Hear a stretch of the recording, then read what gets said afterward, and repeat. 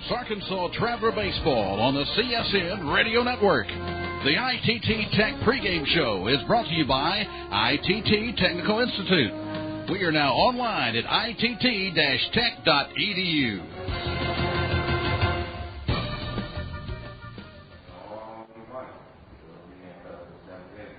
Live from San Antonio, Texas, Arkansas Traveler Baseball is on the air. Hello once again, everybody. A very pleasant good evening to you from Wolf Municipal Stadium here in San Antonio. Minor League Baseball and the Texas League present the Arkansas Travelers and the San Antonio Missions, Game 1 of a 4-game series.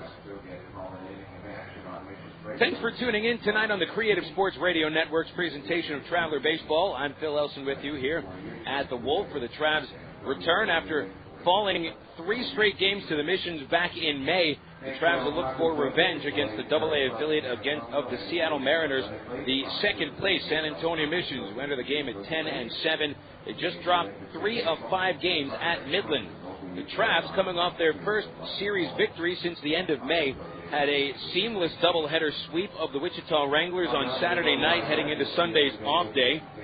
5-4 win in the opener game, and they busted out, scoring 12 runs in the second game for a 12-4 victory over the Wranglers. Travs in that series took 4 of 5 games from Wichita, and after falling back in the standings by 2.5 games, the Travs are back within a half game of first place, which is right now shared by Springfield and Wichita here in the East Division. Each of those teams with a record of 8-8. Travs have played 1 more game than the rest of the East Division, are 8-9 heading into this 4-game series with San Antonio. San Antonio, a ball club that's given the Travs fits this year. San Antonio has won 7 of the 10 games between these two teams, and the Missions, who, as I mentioned, swept the Travs last time Little Rock came through San Antonio. The Missions have taken 5 of the last 6 games between these two teams. Pitching matchup tonight, a couple of hard-throwing right-handers going at each other. It's Steven Shell for the Travelers. Shell at 5-6 with an ERA at an even 5. Will be taking on right-hander Juan Sandoval. Sandoval's record is 5-5. He has an ERA of 3.64. Each of these pitchers features a fastball in the low 90s with good movement, so we should be on top for a pretty good pitching matchup today in Game 1 of a 4-game series. I'd like to thank you for tuning in to the ITT Tech pregame show here on the Creative Sports Radio Network. We'll have a break and return with yesterday's Texas League box scores and setting up tonight's schedule as well, right here on the CSN Arkansas Traveler Baseball Network. As an aircraft avionics technician, I repair just about any electronic component on the airplane. Jared Lampkin earned a Bachelor of Applied Science degree in Electronics Engineering Technology in 2000.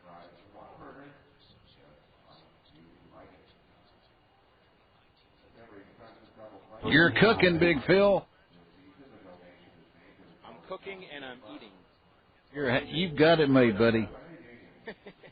Technical Institute. Actually, it is hot here.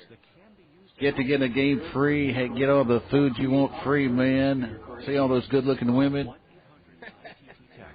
That's 1-800-ITT-TECH. Or visit us on the web at www.itt-tech.edu to investigate a campus nearest you. Find a potential new path to your future at ITT Tech. I want to move higher, get everything I can. Have you been on the Riverwalk, buddy? ITT Technical Institute. Yeah, Education for the future. Today. I always go to the Riverwalk in the Brewery, can I help you? Hi, I just bought a 6-pack of your beer. Let's go down there and go shop and look at the good-looking women. There's no taste in the beer. There's no window shopping of a different Maybe kind. somebody in You betcha, buddy. send me flavor. I did the Texas League All-Star game down there, and I think I made about 3 trips down there during the regular season. Always had a lot of good times down there. Great Mexican food, bud. Thank you very much. Good food. There's good steakhouses. Have a good day. If you're going to choose on taste, choose the light beer that actually tastes like beer. Great tasting, less filling Miller Lite. Miller. Good call. Miller Brewing Company, Milwaukee, Wisconsin. Live responsibly. And now Sonic presents Molly, Brian, and some cookies. I believe I was down there doing that All-Star game in '87. DJ Keith. You bet. Before she could cook the cookies. I tell you, my reaction to that sugar was pretty phenomenal. phenomenal. I sort of started vibrating, and running around and getting really hyper. And at one point, I thought that the day before that, I went to Ponder Island and got burned and roasted, bud. Couldn't hardly move during that game that night. I'm a beam of light. Yeah. It's scratching from all the mosquito bites I got in Little Rock. I didn't know you'd eaten a bunch of cookie dough. That actually makes me feel better. Cookie Dough Blast. New at Sonic. It's the irresistible taste of chocolate chip cookie dough blended into a creamy frozen treat. Try one tonight because Sonic's open till at least midnight all summer long. Sonic's Cookie Dough Blast at participating Sonic drive-ins. It's not just good, it's Sonic good.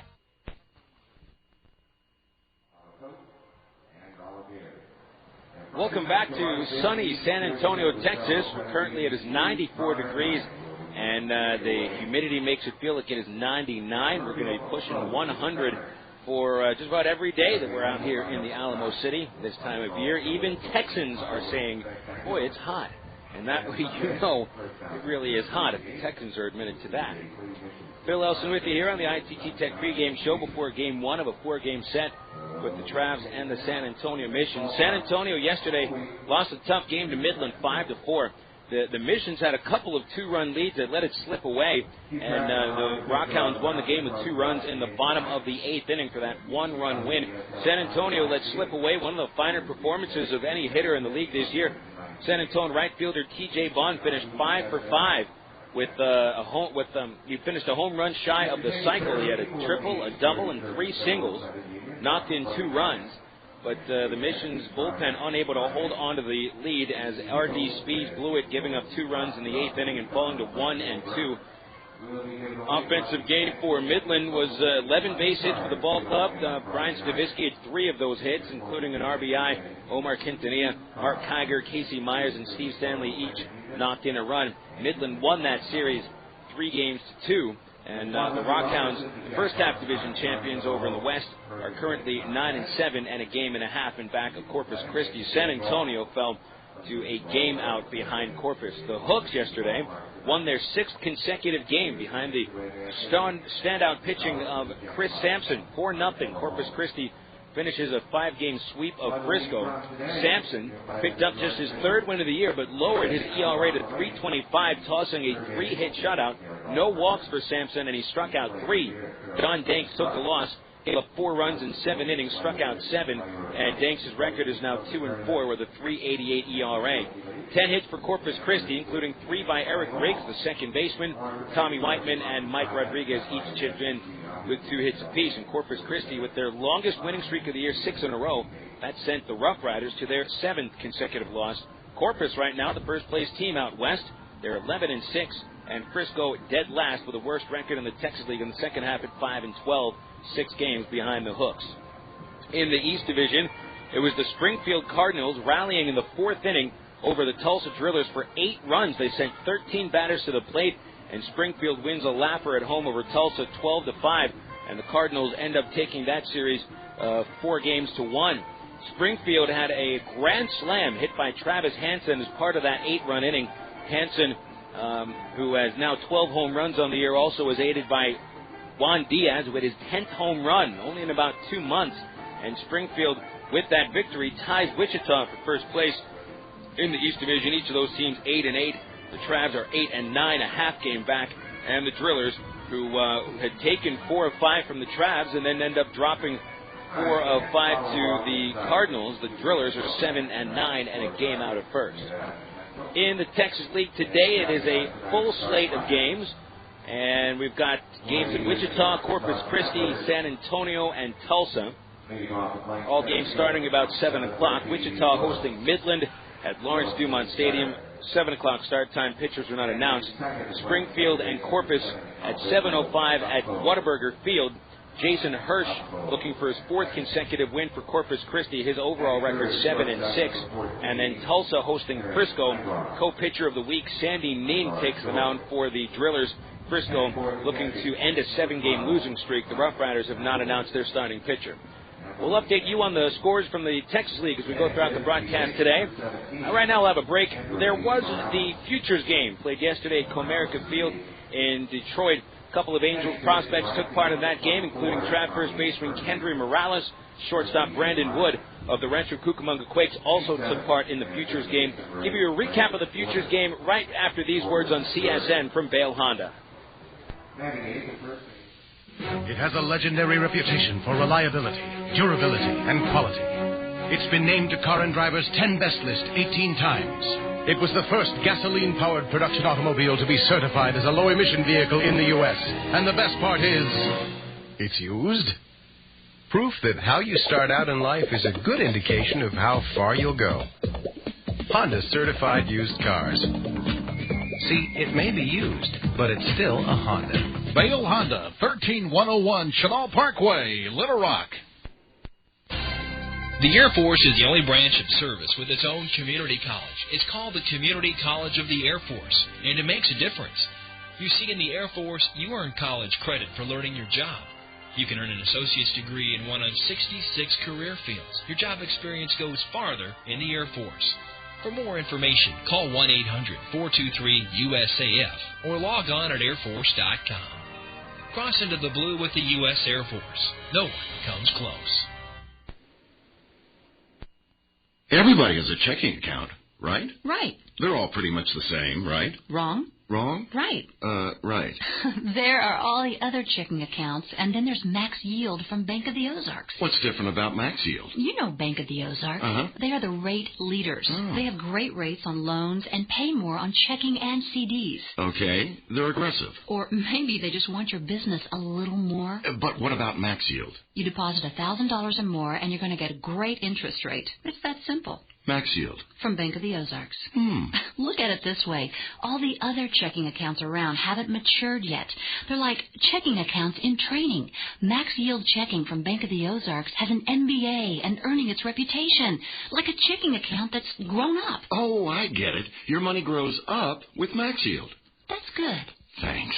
Max Yield Checking from Bank of the Ozarks. When you're ready for your checking account to grow up. Member FDIC Equal Housing Lender. Call for current rates.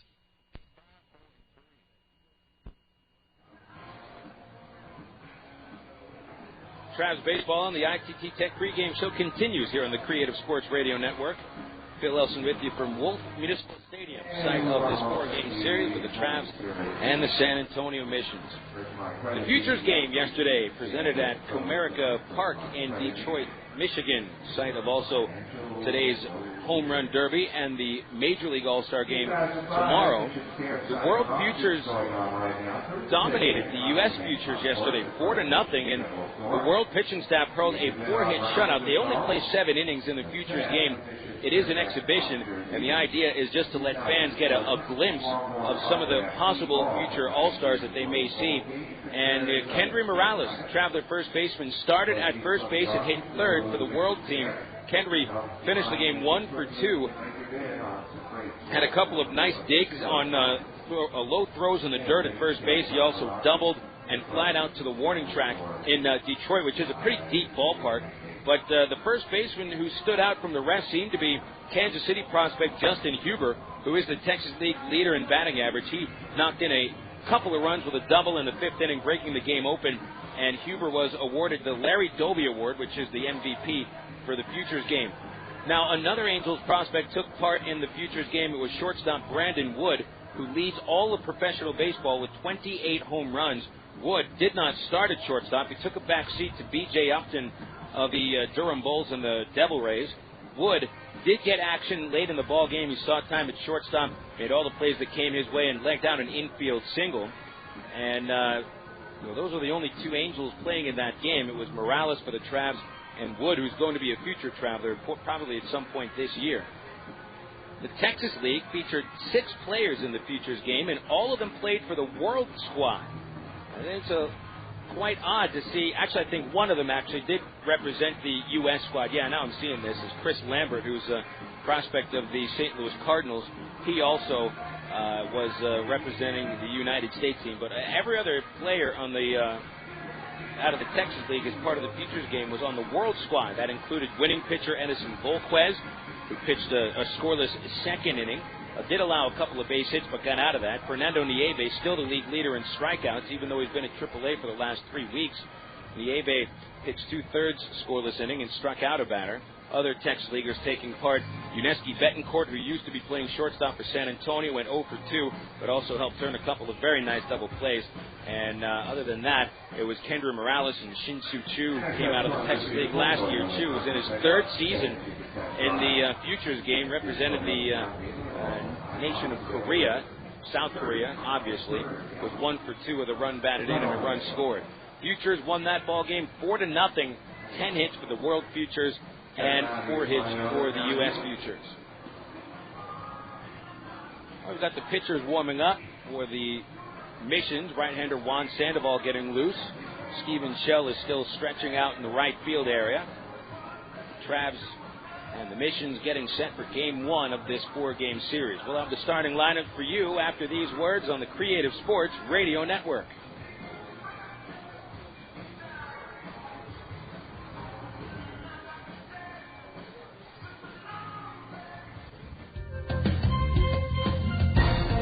The ITT Tech pregame show has been brought to you by ITT Technical Institute, now online at itt-tech.edu. Stay tuned next for Arkansas Traveler Baseball right here on the CSN Radio Network.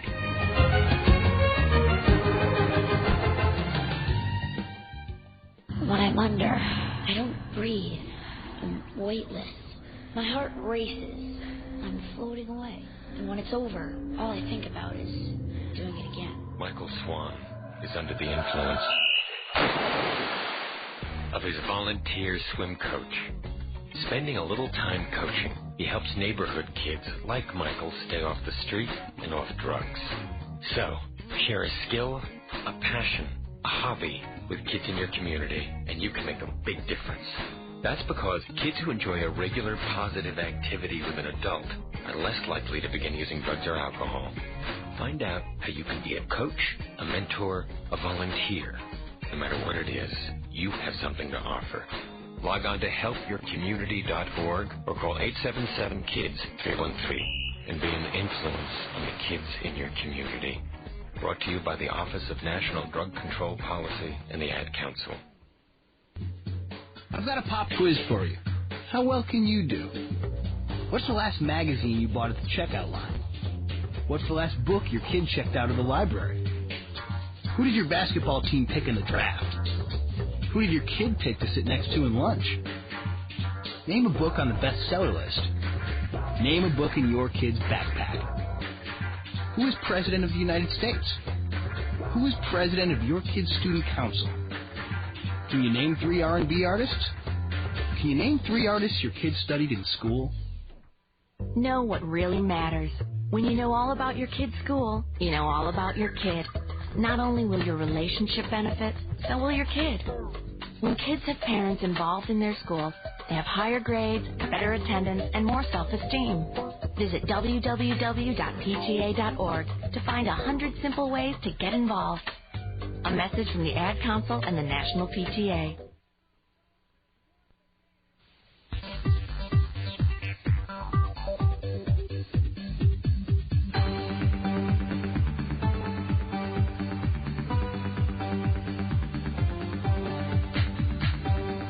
A presentation of CSN, the Creative Sports Radio Network, brings you Arkansas Traveler Baseball.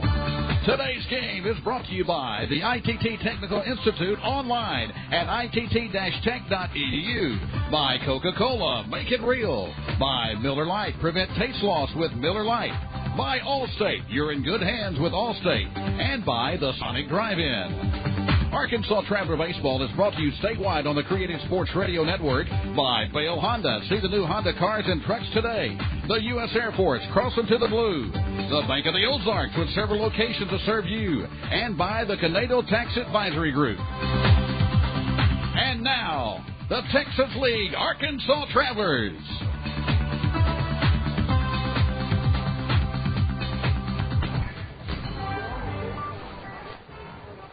Welcome back to San Antonio's Wolf Municipal Stadium, site of tonight's Travs Missions ball game, brought to you by Miller Lite. Always a good call at Raywinder Field.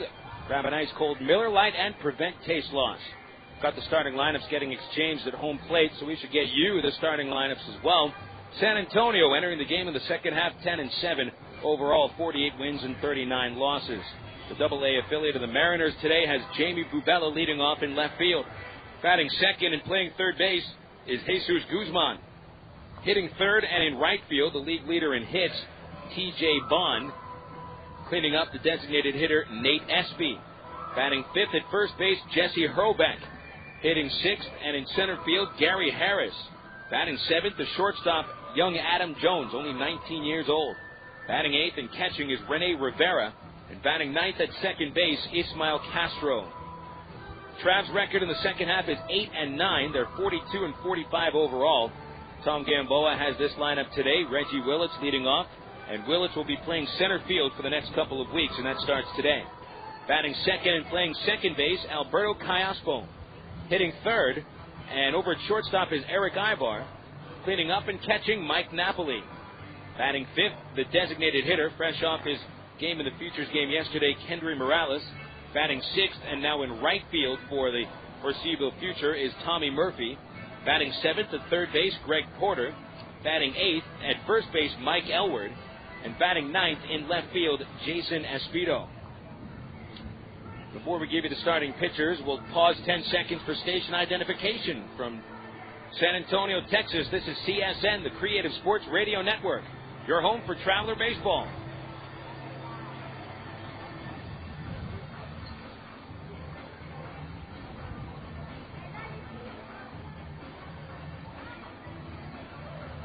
Pitching matchup tonight features a couple of young right-handed hard throwers.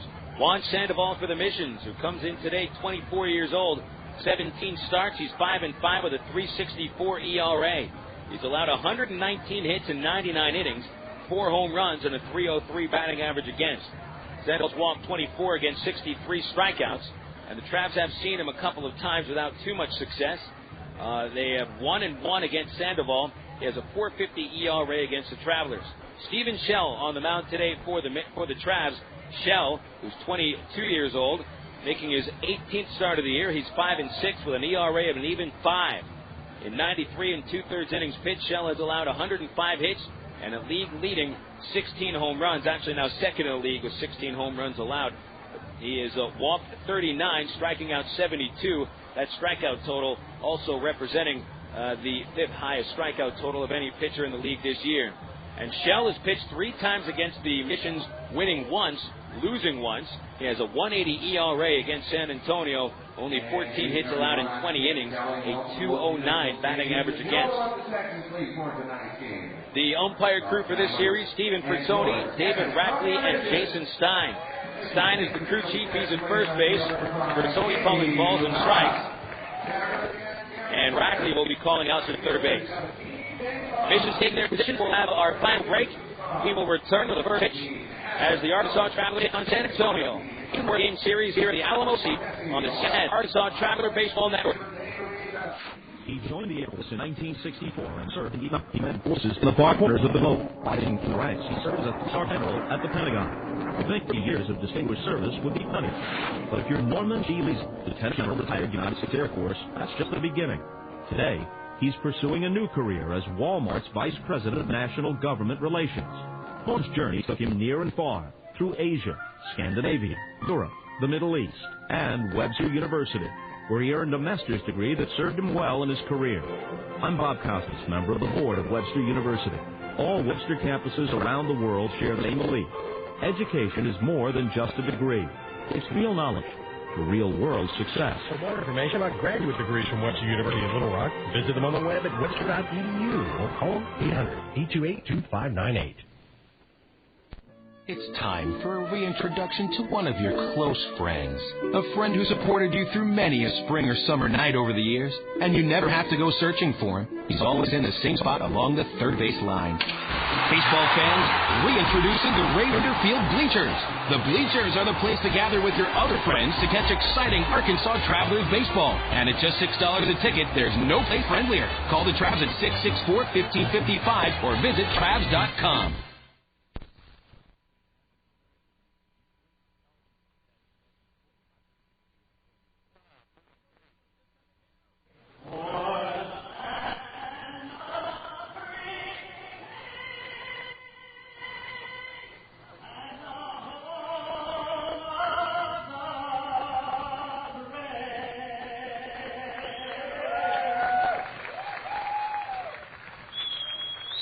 Glenn Herndon with the Star Spangled Banner performed here at Wolf Municipal Stadium, and we are set for baseball.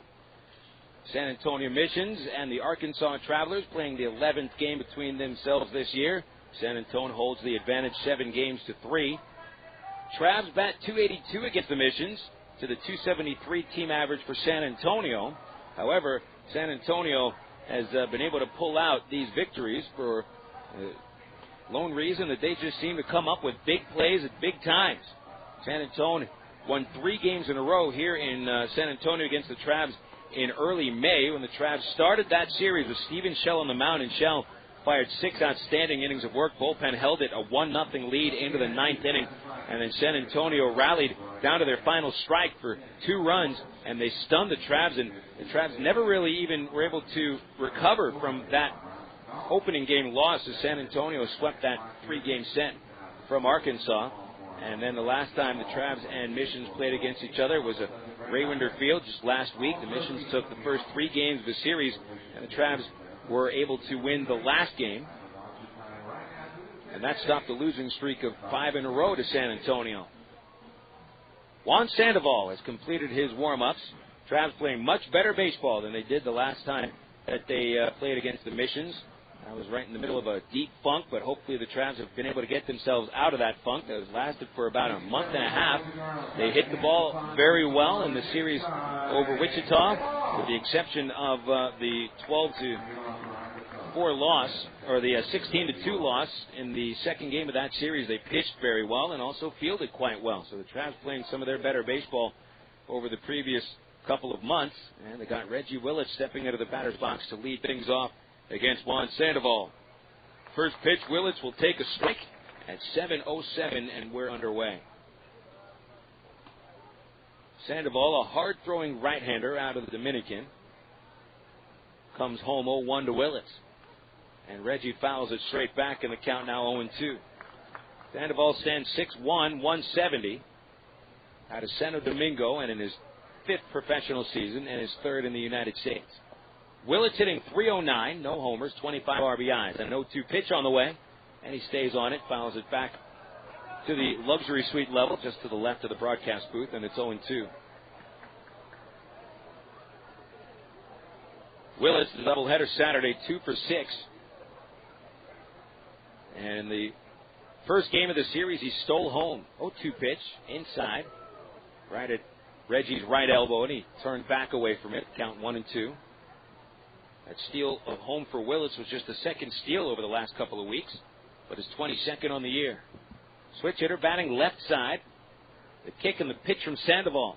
A slider that stayed up high, and it's 2-2. On deck, the number 2 hitter, Alberto Callaspo, and then it'll be Erick Aybar. Mike Napoli waits in the wings, and then Kendrys Morales if a couple of batters reach. Here's a 2-2 from Sandoval. It's a slider and fouled back. Sandoval features a very quick windup, and the ball seems to just shoot out of his arm. He throws a tight slider, fastball in the low 90s to top at 92, 93. 2-2 pitch on the way to Willits. It tails outside, and Willits draws a full count. Sandoval has struck out 63 hitters in 99 innings. He hasn't had dominant strikeout totals. 3-2 pitch, another foul ball. Willits pokes it over the third base seats. He's doing a fine job to start the ball game, forcing the starter Sandoval to throw at least 9 pitches. Here's a kick and another 3-2. Ball 4, high and outside. Willits has now drawn a walk in 7 of the last 8 games to raise his walk total to 40 on the year. He's been much more selective these days. And he's also shown the ability to just waste pitch after pitch from his opponent and force them to go deep in the count. Willits really progressing as a leadoff batter, and there he is at first base, starting this series with a base on balls. Now Alberto Callaspo coming up. Switch hitter batting from the left side. Sandoval sets and throws to first base, sending Willits back on his chest. Callaspo had an outstanding doubleheader. He wasn't player of the game in either of the games, but he probably had the best doubleheader of anybody, finishing 5 for 7 3 for 3 in the opener, and then he homered and doubled a nightcap. First pitch from Sandoval, and it's high and inside to Callaspo, ball 1. Alberto finished that 5 for 7 with that home run, his 9th on the year. He knocked in 3 runs, and he scored 3 runs. Raised his average up to 300, jumped that batting average about 9 points in one day. 1-0 the count. Sandoval sets at the neck and deals. And it's up high again, ball 2. Sandoval seems to be a little up high with that fastball to start this game. Now remember, he's only walked 24 hitters in 99 innings coming into the ball game, and the walk of Willits was just his second walk in 4 starts. And he's falling behind Callaspo 2-0. Now back to the stretch. And the pitch on the way. And it's up high again. Rivera from his knees tries to pick off Willits. But Reggie gets back in there, and it's 3 balls and no strikes on Callaspo. Last start out, Sandoval walked 1 Midland batter in 7 innings. And the 2 games before that against Springfield and Frisco, he pitched 14 2/3 without issuing any walks. And he may just walk Callaspo on 4 pitches. Here's the 3-0. And it's just on the outside corner. Callaspo takes a strike. Third baseman Guzman is playing up. He's not guarding against a bunt, but Callaspo has shown the ability to drive the ball the other way quite a bit. A little surprising he's not playing back. 3-1 pitch. Swinging a line shot to right field. It'll fall in front of the right fielder Bohn for a hit. Willits held up between first and second, but he gets in at just ahead of the throw, so that'll be a single for Alberto Callaspo. Bohn, the right fielder, playing shallow with that wind coming over the right field fence towards home plate. And Willits didn't want to get himself doubled off in case Bohn made a diving catch. So he went just about halfway to second base. Bohn has a very strong arm, almost threw him out at second, but Reggie just got in there. So Callaspo, who had been slumping for about 18 games, now has 8 hits in his last 4 games. And a chance for Erick Aybar to perhaps drive a run home or sacrifice the runners up. He's not squaring around. He slaps the first pitch foul, and it's popped up over the third base seats and out of play. Strike 1. Aybar 2 for 6 in Saturday's doubleheader, had a single in each game, a bunt single in the opener. He scored a run and stole a base. Mission still playing against a bunt. Aybar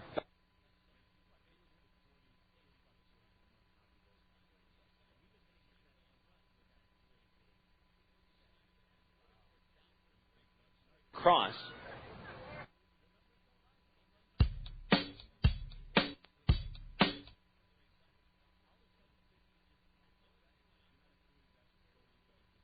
Here's a pitch, and he swings and misses at a changeup and strikes out on 3 pitches.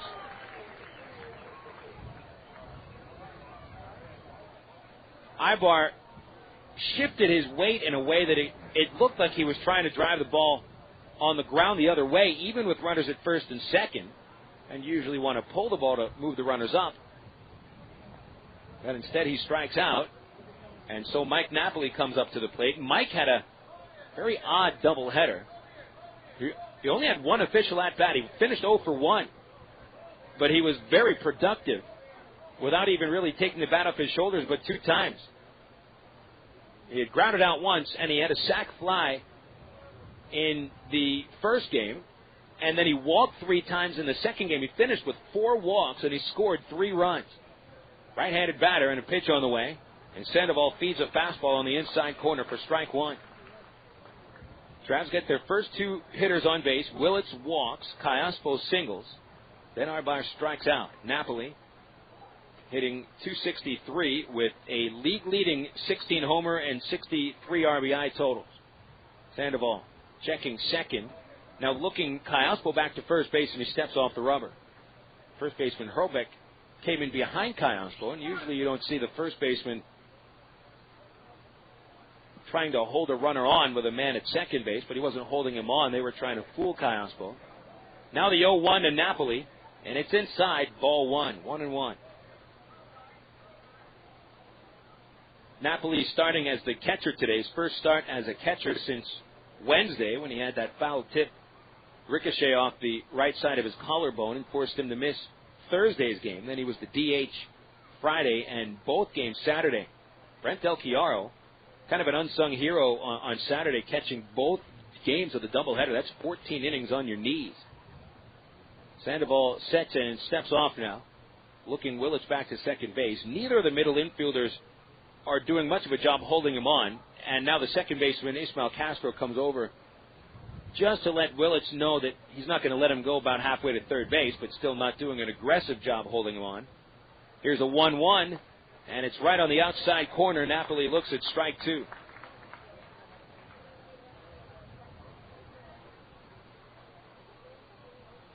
Sandoval certainly could go for the strikeout here. He struck out Aybar on 3 pitches, 64 on the year for Sandoval.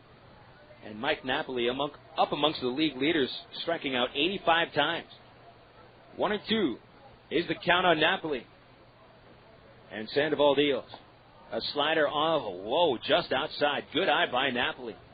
That pitch aimed for the outside corner, and Sandoval threw it with a much later, sharper break.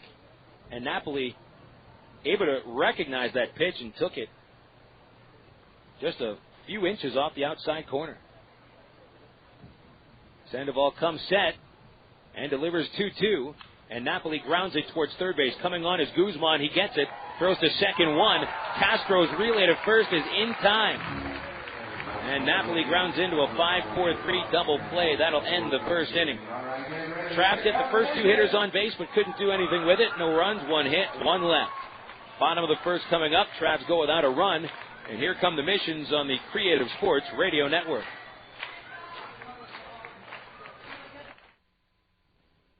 Anybody ever say to you, looks like somebody's got a case of the Mondays? What are the Mondays?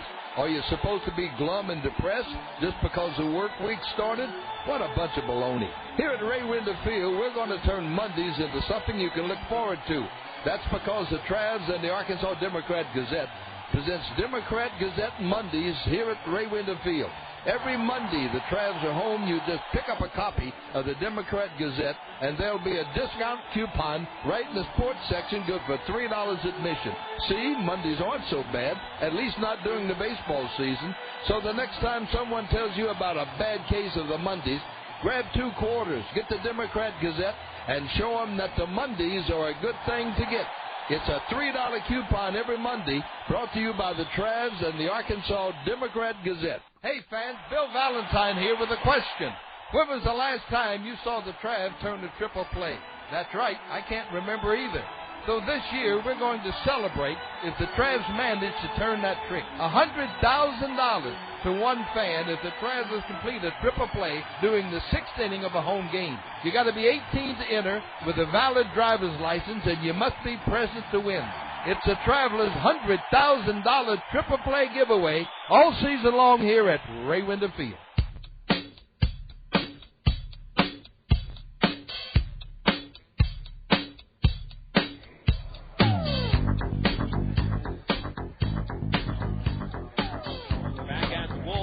Site of Missions Baseball as they host the Arkansas Travelers here at the outskirts of the Alamo City. Travs left a runner in scoring position with a golden chance to get ahead. Mike Napoli still seems to be a little frustrated at himself with that double play as he finished throwing the ball down to second base. He kind of swiped out the dirt with his feet a couple of times. And Napoli will get down into the squat with Jaime Bubela leading off for San Antonio. It'll be Bubela, Jesus Guzman, and T.J. Bohn up against Steven Shell, who in his last 2 starts has walked the first 2 batters of the game. He's recovered to throw pretty good baseball his last 2 starts as well. Bubela will take a first pitch strike from Shell. Shell in his last time out lost to the Drillers 4-1, but pitched well. Only allowed 2 earned runs in 6 and a third innings. They give up 4 runs total. Travs did commit a big error behind him. Here's an 0-1 to Bubela. And it's a high bouncer over the mound, and it gets into center field for a single. And Bubela starts to the Missions with a bouncer up the middle and reaches first base. This will bring Jesus Guzman up. But one of those high choppers that, if it wasn't such a high bouncer, it'd be a pretty easy play for the pitcher. But it took a second bounce very high over Shell's head, and it was directly over second base. Aybar and Callaspo both chased it, but neither was even close to the ball. Jesus Guzman standing in. I mentioned just issues with walks his first couple times out in the first inning. It's been all season long. First inning trouble for Steve. Here's a pitch low to Guzman, and it's ball one. Shell has allowed 17 earned runs in the first inning this year, and today's start is 18th, so that comes out to an average of 1 run per game in the first inning. It's also had some second inning issues, but once it gets past the second, Shell usually throws very well. A 1-0 pitch just low and away to Guzman, ball two. Guzman right-handed, knocked in 6 runs in the series that San Antonio just completed against Midland.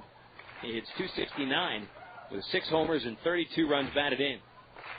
Bubela, one of the better base stealers, takes a lead from first. Here's the pitch, and it's upstairs, ball three.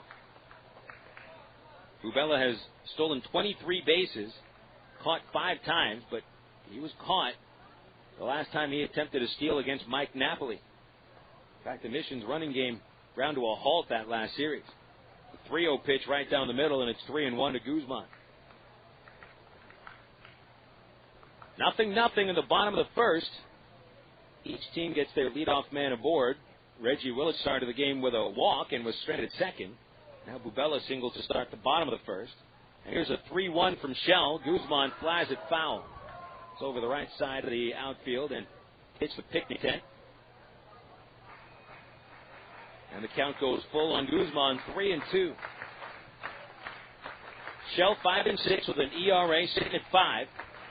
Lowered at 38 points his last 3 starts. You're going to have 7 earned runs total in those last 3 starts, 2 wins and a loss. Runner goes 3-2 and a line drive the other way. It is fair, and it'll roll down to the corner. Tommy Murphy falls down on the foul line, picks it up. Bubela's around third, and he scores. Pulling it a second is Guzman with a go-ahead double, and the Missions get in front of the first inning.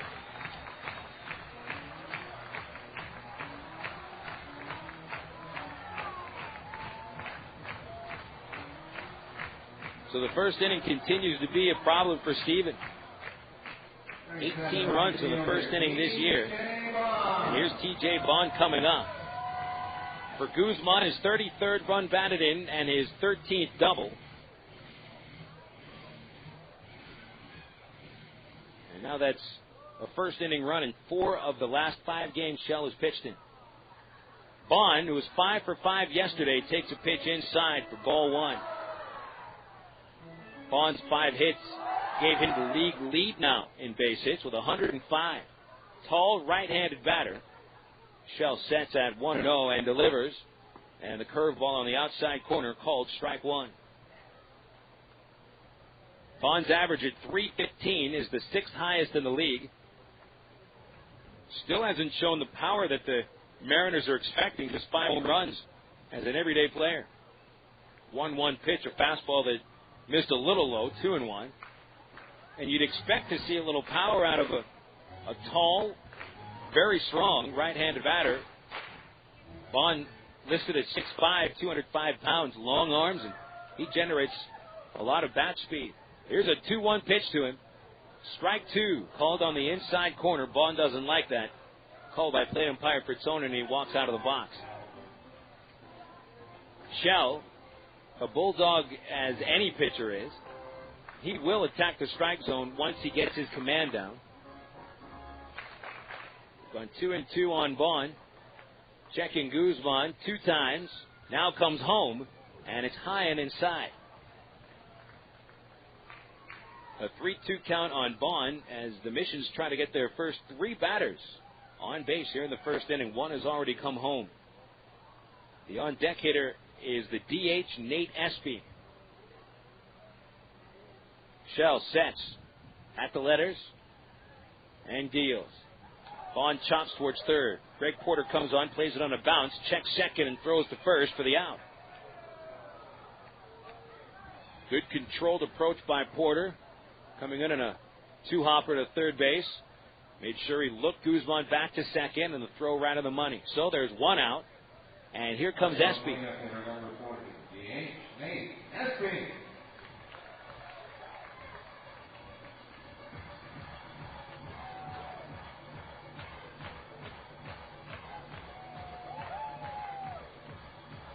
Espy, who has the most paranoid sounding intro music in the league, stands in hitting .283 with 8 homers and 39 runs batted in. Another tall right-handed hitter. And Shell starts him with a fastball at the letters to get ahead 0-1.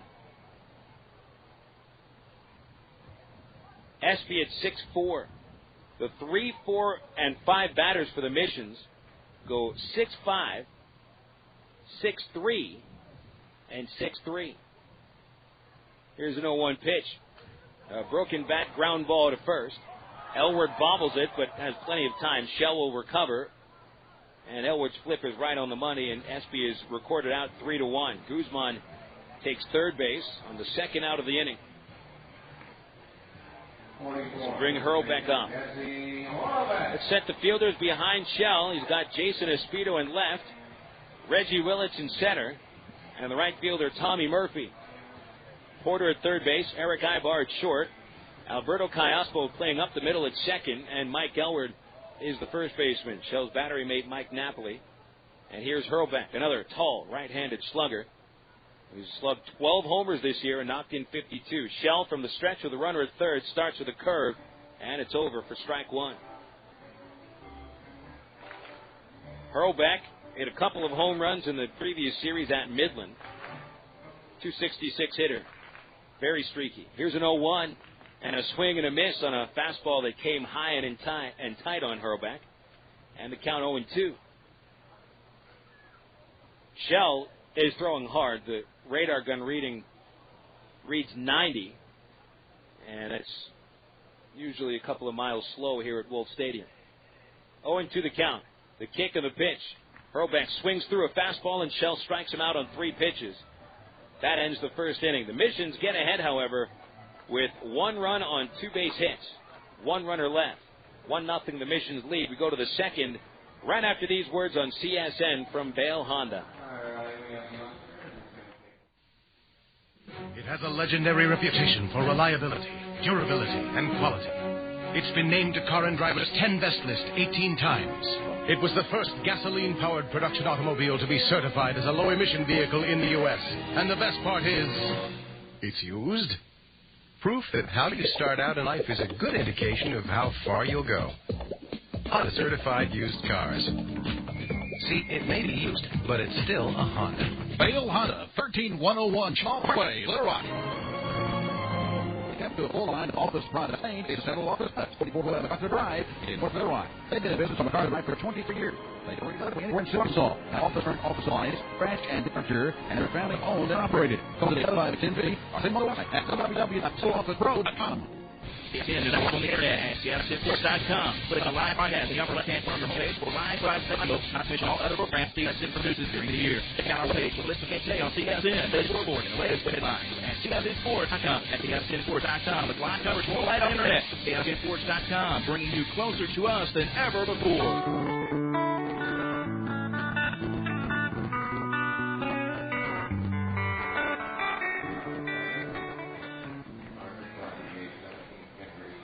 Starting the second inning for the Arkansas Travelers is Kendrys Morales, the Arkansas DH. Fresh off his performance on national TV yesterday with the Futures game. Started at first base, went 1 for 2. Here's a pitch from Juan Sandoval, and Morales will take a strike on the outside corner. When Morales last played against the Missions, he was busy circling the bases 3 times for the only 3 home run game of the year of a Texas League hitter. Pitched down and in from Sandoval on the count 1-1. Morales switch hitting, batting left-handed at .256 with 4 homers and 18 runs batted in. The 1-1 is low and in, another slider ball 2. Following Kendry is Tommy Murphy and then Greg Porter. All 3 will go left-handed against Sandoval. Here's a 2-1 pitch to Morales, and he fouls it. That'll get just the underside of the roof over on the third base side behind the dugout, and the count 2-2 on Morales.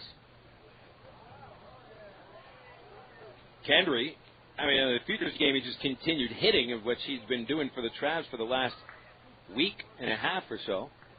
A 2-2 pitch on the way, and another foul ball. This one popped up over the third base stands, and that'll get to the bank of trees just to the left of the ballpark.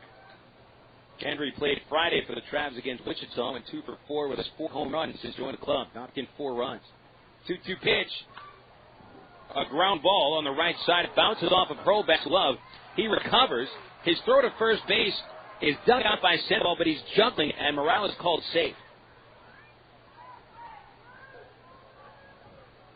Charge an error on the first baseman Hurlbeck without fielding the ball cleanly. He took a couple of steps off the base to his right and lunged out. The ball kicked off the glove. It wasn't hit very hard, but it did force Hurlbeck to come off the base a couple of more feet. And he still had time to get the out at first base. I think where the error is being called is not on the bobble, but on the throw. It was a low throw, and Sandoval, who was at first base with plenty of time, was juggling it out of the dirt. And so Morales is aboard, and here's Tommy Murphy, and he takes a pitch outside, ball 1. So again, that error charged to Hurlbeck. And he's committed 5 errors on the year. Murphy, pitch hitting, batting left-handed, the right fielder today. Sandoval sets and comes home. And it's down low to Murphy. He went with a slider. 2 balls, no strikes on the right fielder. Murphy, after going 3 for 5 with a homer and 5 RBIs in Saturday's doubleheader. Most of that came in the second game when he had a home run and a triple. Knocked in all 5 of those runs in the second game. Here's a 2-0 pitch to Murphy. Strike 1 called. Murphy jumped off the plate. It's called on the inside corner. Murphy's average now at .296. 10 home runs, 45 RBIs.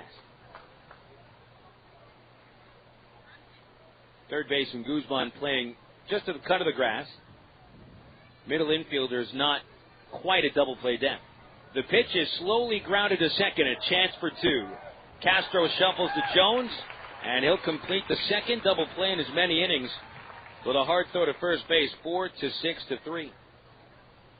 Well, the Mission's middle infielders weren't right at the back. They were a little bit further away from the base than normal double play depth, but Murphy hit a tailor-made routine ground ball to the second baseman Castro, and it turned into a rather easy 4-6-3. So Sandoval is now recorded a double play against 2 of the last 3 batters that he's faced. Now Greg Porter comes up. 1-0 San Antonio. Top of the second, and Porter the swing. The pitch on the outside corner called strike 1. Porter at .307, ranking 9th in the league in batting average, tied with Matt Thompson of Wichita. 6 homers, 13 runs batted in. Sandoval's home, and the fastball just behind the plate dirt. 1 ball, 1 strike.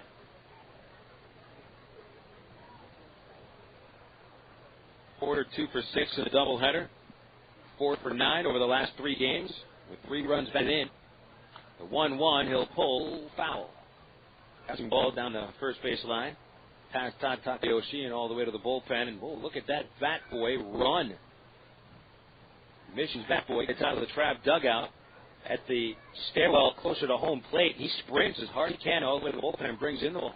The 1-2 is popped out of play by Porter, and he remains alive. You know, some of the bat boys that we get at Raywinder Field neglect to even go pick up the balls that are sitting right next to home plate. That kid ran about 100, 120 feet. 1-2 to Porter. Strike 3 call. Fastball at the knees. Sandoval pitches around the leadoff batter, reaching on an error. Strands nobody, and no runs, no hits. Bottom of the second coming up here in the Santona, and it is 1-0 Missions. This is the CSN Travs Radio Network. You are witnessing some intense pain here, folks. Throbbing muscles, swollen joints. This is pure torture. We're talking total body suffering. Not even the internal organs are... Bob, the game hasn't started yet. Don't let orthopedic discomfort interrupt your life. Learn to manage it with Baptist Health in Ortho, Arkansas, the state's leaders in orthopedic medicine. To reach a specialist or for more information, call Baptist Health Healthline at 227-8478 and get back in the game. Oh, I can feel that hit up here.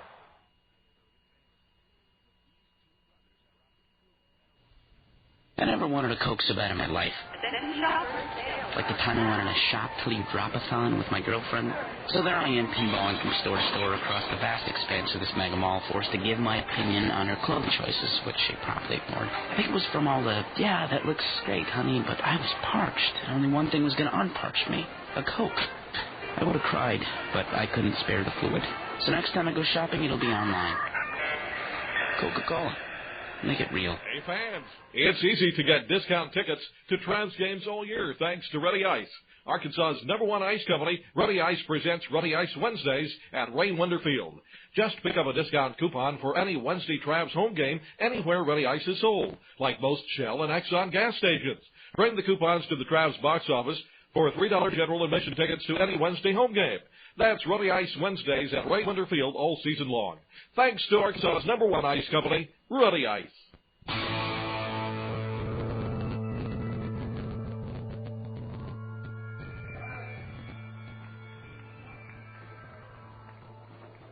Back at Wolf Municipal Stadium, where San Antonio leads the Travs by a score of 1-0. Steven Shell takes the mound once again after giving up hits to the first two batters he faced in a run. He retired the last three hitters of the first inning. Gary Harris leads off for San Antonio and fouls away the first pitch over the third base seats and out of play, strike one. Harris, a left-handed center fielder, is batting .278 with 3 homers and 24 runs batted in. Elward comes up at first base. Shell winds and deals outside. Harris squared around. It takes it off the corner. And the count 1-1 strike on Harris. Harris is followed by the shortstop Adam Jones and then the catcher René Rivera. Shell 1-1. Harris pops it down the third base line and foul. Jason Espedo watches that sail into the bleachers where it bounces off one of the backless bleachers and hits right back onto the field. And Espedo will pick up right at the cut of the shadows protruded by the roof and flips it into the almost empty bleachers down the third base line. San Antonio averaging just under 4,000 paid fans to the ball game, and here on a Monday night they'll be well under that total today. Very hot today here in San Antonio. Temperatures in the afternoon were pushing triple digits. There's a nice breeze coming over the right field fence to cool things off. Here's the 1-2 from Shell, and a swing and a miss. He strikes out his second in a row. Harris, unable to catch up with a high heat. When he swung and missed at that last pitch, he spun around almost completely, did a 360. So Shell has now retired 4 hitters in a row. Shell, and this is now a pattern. Last time out, walked the first 2 batters he faced, then retired 16 of 18 after that. Here's a right-handed batting shortstop, Jones, and he takes outside, ball 1. The game before that, a 3-2 win over San Antonio. Shell walked the first 2 batters, allowed both of them to score, and then set down 14 of 16. 1-0 pitch just misses low and outside, ball 2 to Jones. Jones, in his 18th game at Double-A, is hitting .276 with a homer and 2 RBI. The 2-0 pitch. And a swing and a miss. Jones yanking his head, and it's 2-1.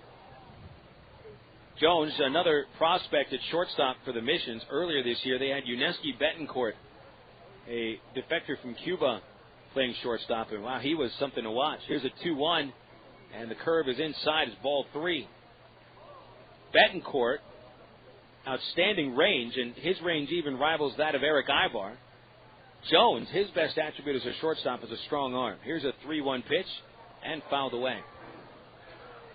Bounces under the roof, just above the press box, and that rolls off the roof of the press box itself and into one of the luxury suites. There's an umbrella-like roof hanging right above the press box. It hangs over the last few rows here at the Wolf. It also protects the luxury suites. 3-2, a hard one hopper to short, tucking by Aybar. Here's a throw to first, and Elward stretches out and keeps his foot on the base. Jones is out 6-3. That's 5 in a row retired by Shell. That line drive Jones hit had a little bit of a loop in it, but Aybar didn't even have to come in. He was able to wait. He was hit hard enough. It took a nice natural bounce right up into his midsection.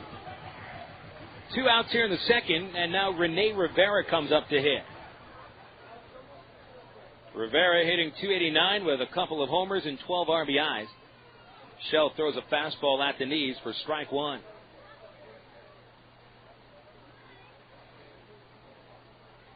Rivera may have the strongest throwing arm of any catcher in the league as he grounds one fair off the base down the line at first.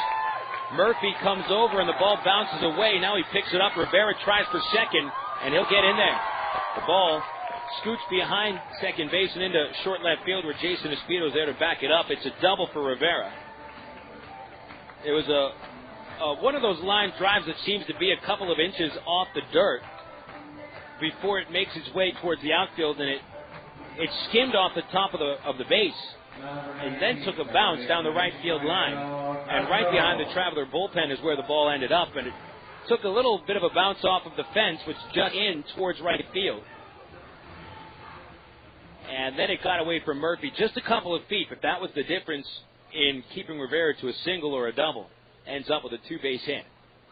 The 9-hitter Ismael Castro now takes a strike on the inside corner on a curve. Castro hitting .252 with 4 homers and 31 RBIs. His first home run of the season came on April 30th in Little Rock off of Stephen Shell in a 4-2 Missions win. That was a case of another game in which Shell pitched very well but didn't get much run support. It struck out 7 in that ball game, which is his second highest strikeout total on the year. An 0-1 lined in the left field for a hit. Espejo comes on, plays it on a bounce, and Rivera will be held up at third. Throw bounces all the way through, and Castro will hold at first base with a single. Rivera was held up at third by his manager, Dave Brundage, who got a good line of sight at the left fielder, Espejo. Ball was hit directly towards Espejo on a line drive. He fielded it on a few bounces, but he had his momentum carrying him towards home and would have been able to throw out Rivera with even a semi-accurate throw.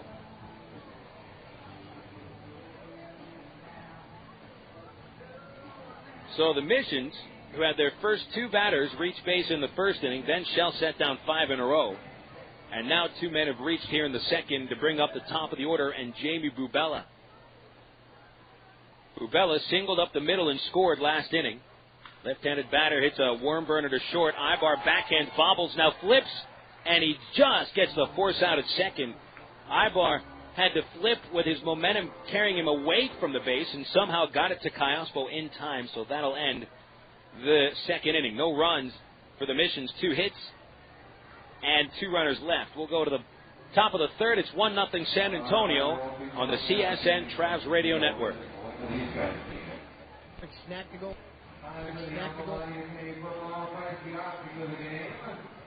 1998 New York City Marathon runner German Silva made a huge mistake.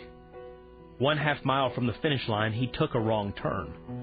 When he heard yells from the crowd and saw the looks on their faces, he realized his mistake. He immediately turned around, but the error cost him a crucial 15 seconds. His only hope for winning now was to sprint to make up for lost distance. Did he have the energy? Could he do it?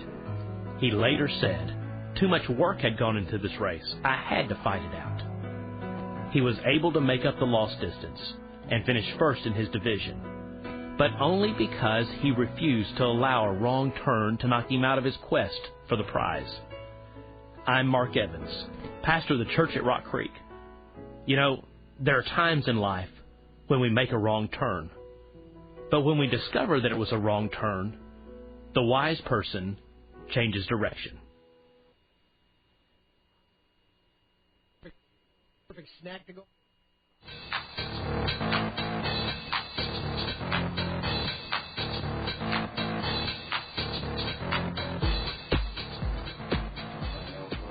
Two innings in the books here in San Antonio. San Antonio leading the Travs 1-0. Travs have had a couple of chances here. They had their first 2 batters on base in the first inning.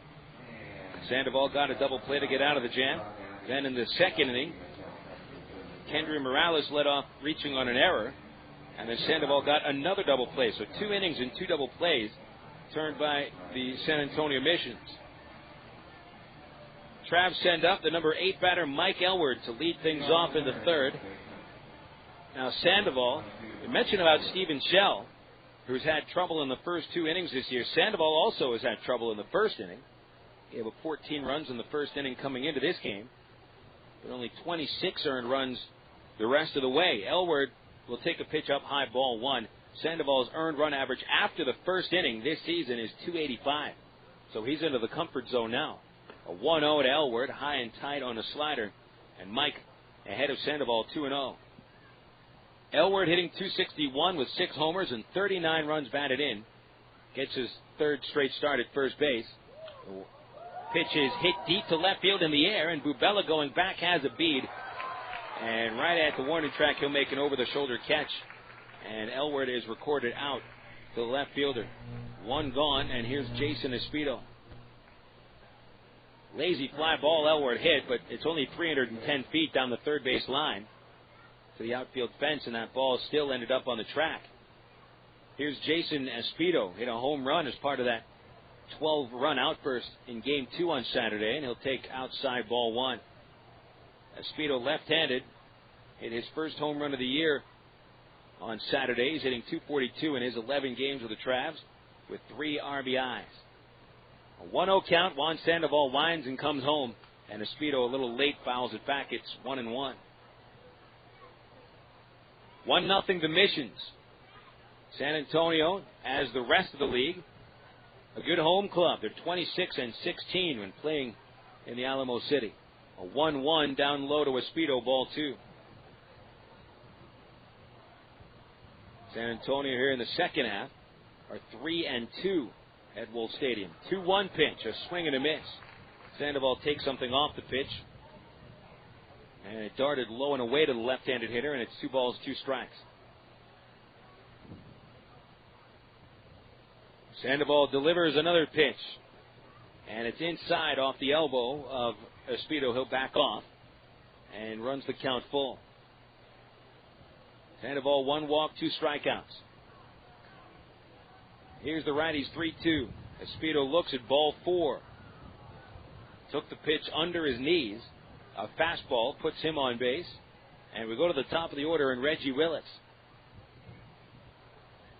So Sandoval walks the first and the 9th batter that he faces, and now has already surpassed his walk total from the last 3 games.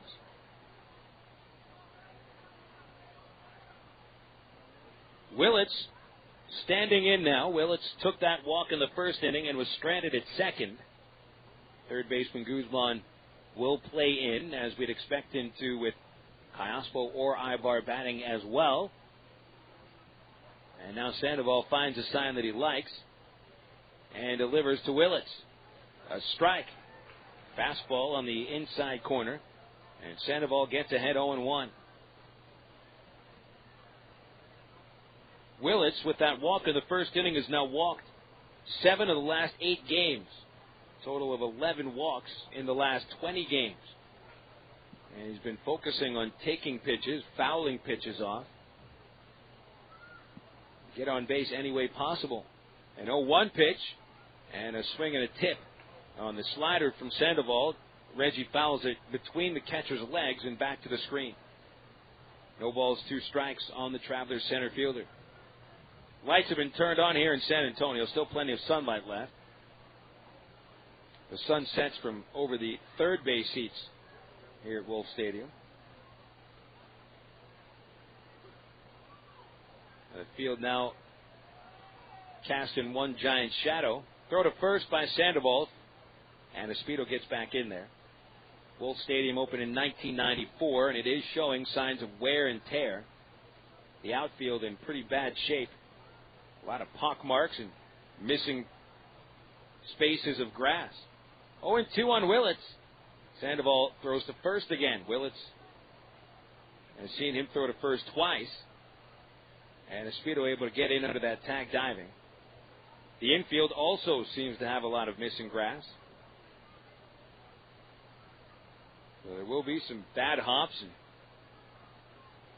tough spots for outfielders to run. The 0-2 is fouled away over the third base seats, and Willits keeps it 0-2.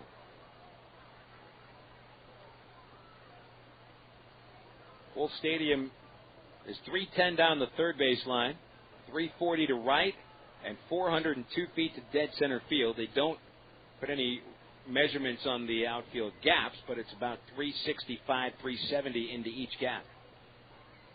Tough to hit it out to right field. The wind consistently blows in at about 15 miles an hour. And 0-2 to Willits.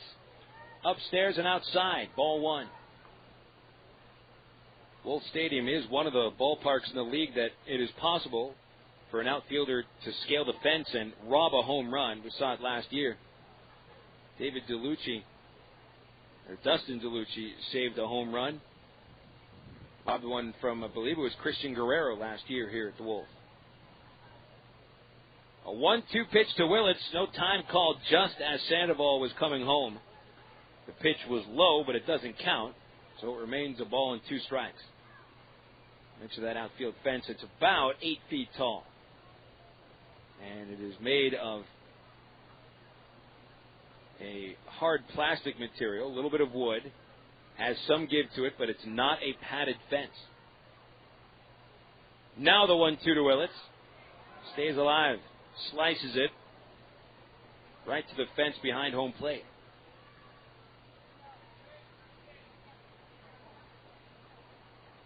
Willits is content to just force Sandoval to throw pitch after pitch, and Reggie will just foul them away.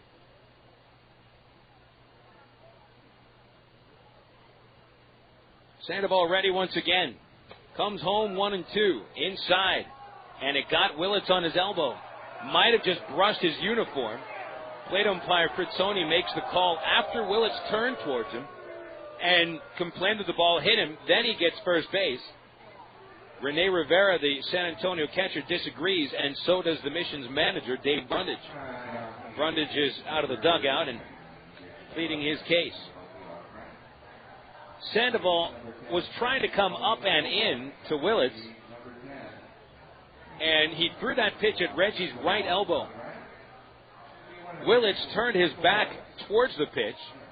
Now, he did get his elbow out of the way. His shirt sleeves hang down just a little bit. Maybe just enough that the shirt sleeve was nicked by the baseball.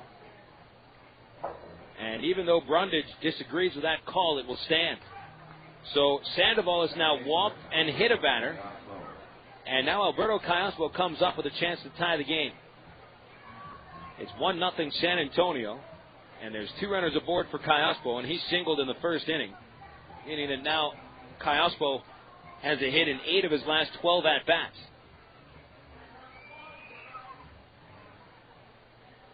Alberto stands in deep in the box, close to home.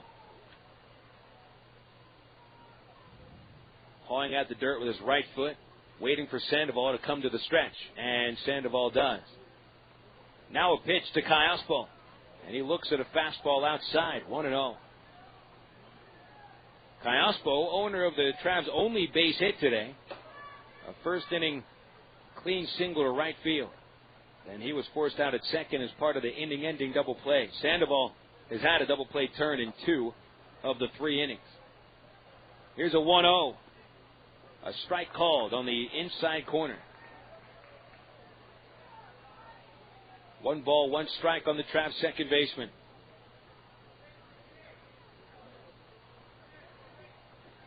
Espedo at second. Still not all the way back from those couple knee surgeries. Still not running quite as well. Pretty good lead, though. The 1-1, a check swing, foul ball. Sandoval came upstairs with a changeup. It didn't flutter into the strike zone. Callaspo tried to hold back. But by the time his wrists held the bat back, the ball came to meet it. He did not swing at the ball, but somehow it came and found the bat anyway. Now Sandoval delivers 1-2. Callaspo fouls it. Little looper back into the second level, just to the left of the press box. 1-0 the Missions, and Callaspo second on the team with 47 runs batted in.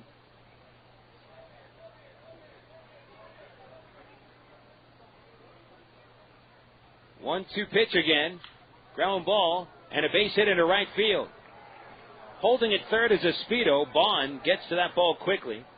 He didn't throw it to the infield until Espedo had already shown that he was holding at third base. And so they're loaded up for Erick Aybar as Callaspo is 2 for 2. Espedo at third, Willits at second, and Callaspo at first base. 3 batters have made it on in succession. And now here's Aybar with a chance to tie the ball game up with a sacrifice fly. The outfield will play him shallow in right and in center. And the infield has the third baseman Guzman up one step. And the rest of the infield a double play deck. Aybar struck out swinging on 3 pitches in the first inning. He's knocked in 32 runs this year. And only 1 against the Missions in 11 games. Erick was ready for a pitch, but Sandoval stepped off. Erick also returns the favor, stepping off. Now back in there. Opening the stance a little bit. Sandoval from the stretch. He deals, and Aybar grounds up the middle. It's stopped at second by Castro. Steps on the base, throws to first, and it's another double play. A spectacular twin-killing turn by Ismael Castro, taking 3 steps to his right, backhanding the ball, steps on the base for the first out, and leaps in the air to complete the double play. 3 double plays in 3 innings. That's how the Missions hold this lead. It's 1-0 San Antonio. Bottom of the third comes up on the CSN Travs Radio Network.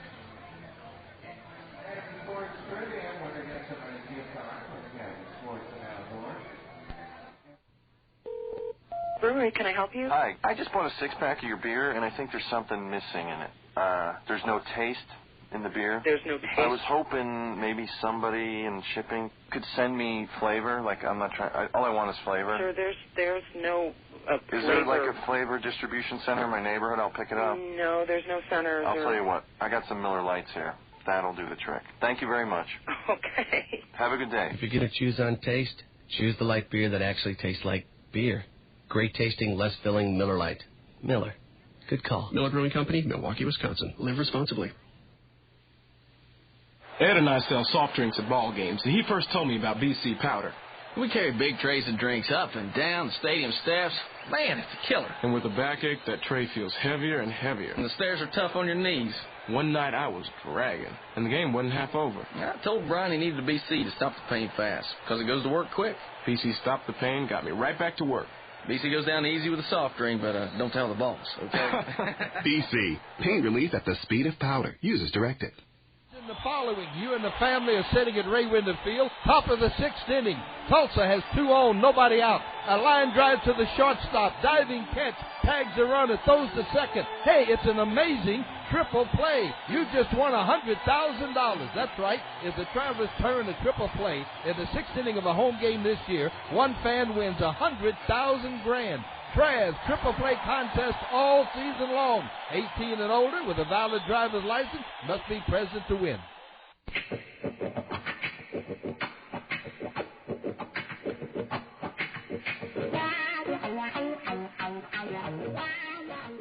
Steven Shell throws a first pitch strike to start the 3rd inning. It's Jesus Guzman who takes that strike. 1-0 San Antonio in the bottom of the 3rd inning.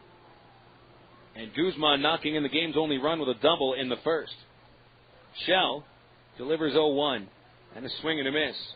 Guzman whiffs there on the curveball, and it's 0-2. 1-0 Missions as they've turned a double play in each of the innings that the Travs have come to the plate. 2 of those, actually, let's see, all 3 of those double plays. 2 of them ending an inning. There's a pitch from Shell on the outside corner, and Guzman takes strike 3. Strikeout number 3 for Shell, and now T.J. Bohn comes up. Right fielder, T.J. Bohn. Mike Napoli, Tommy Murphy, and Erick Aybar grounding into those double plays. Travs have been able to work with 2 walks, 2 hits, and a hit batter, leaving 3 runners on base. Here's Bohn, who grounded out in the 1st. Shell starts with a strike on the outside corner.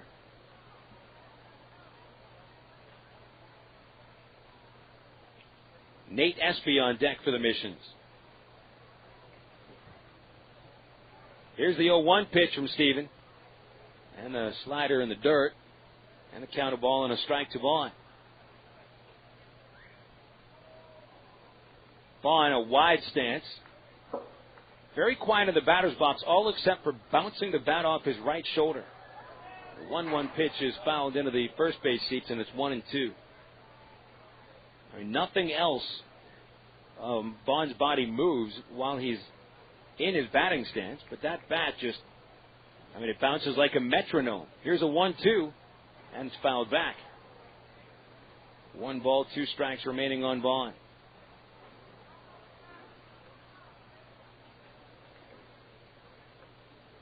Bohn hitting .324 against the Travs.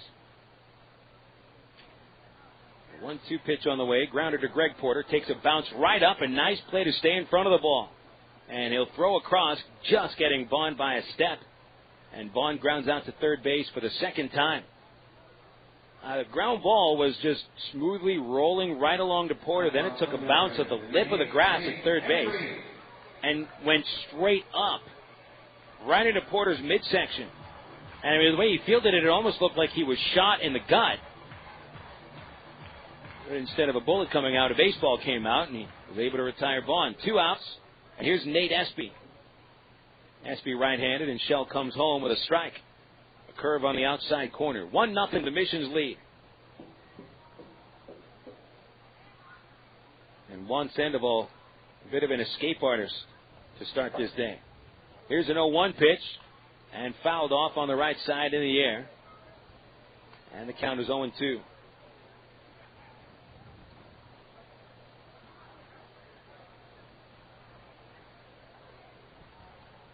Shell strikeout 3. Bounce out to Eller in the first inning. Here's the kick and 0-2. Forcing Espy to low.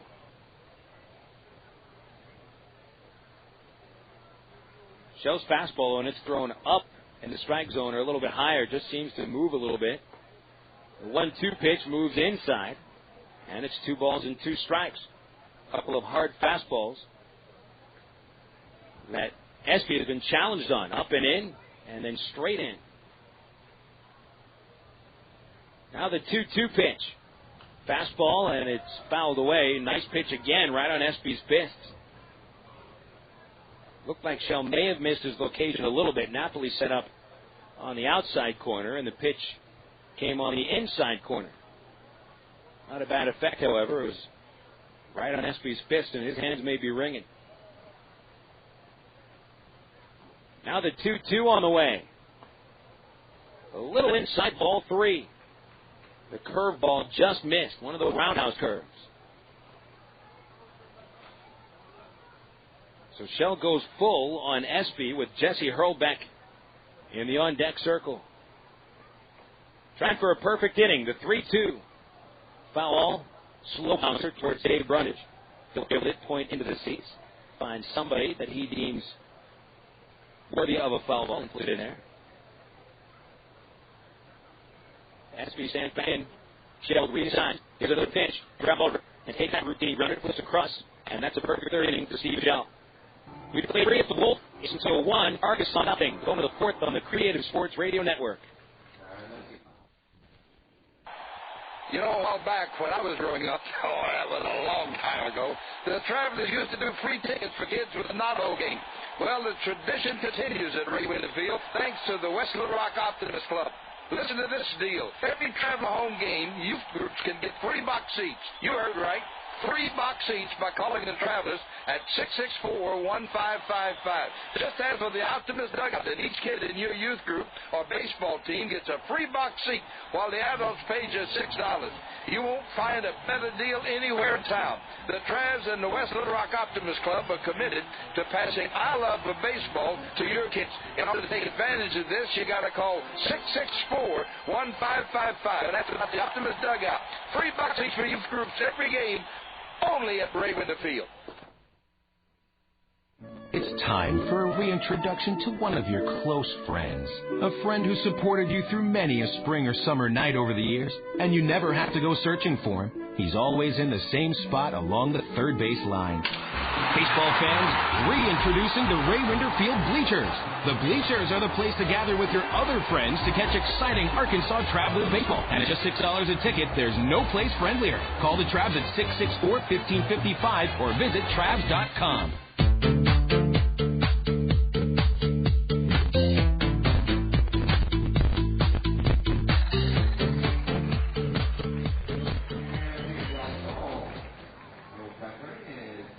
Welcome back to Wolf Municipal Stadium here on CSN. It's into the top of the 4th inning. It's 1-0 San Antonio.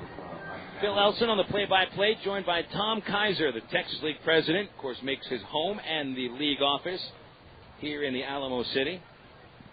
Tom, nice to be back at the Wolf. Nice to have you back on the broadcast. Nice evening.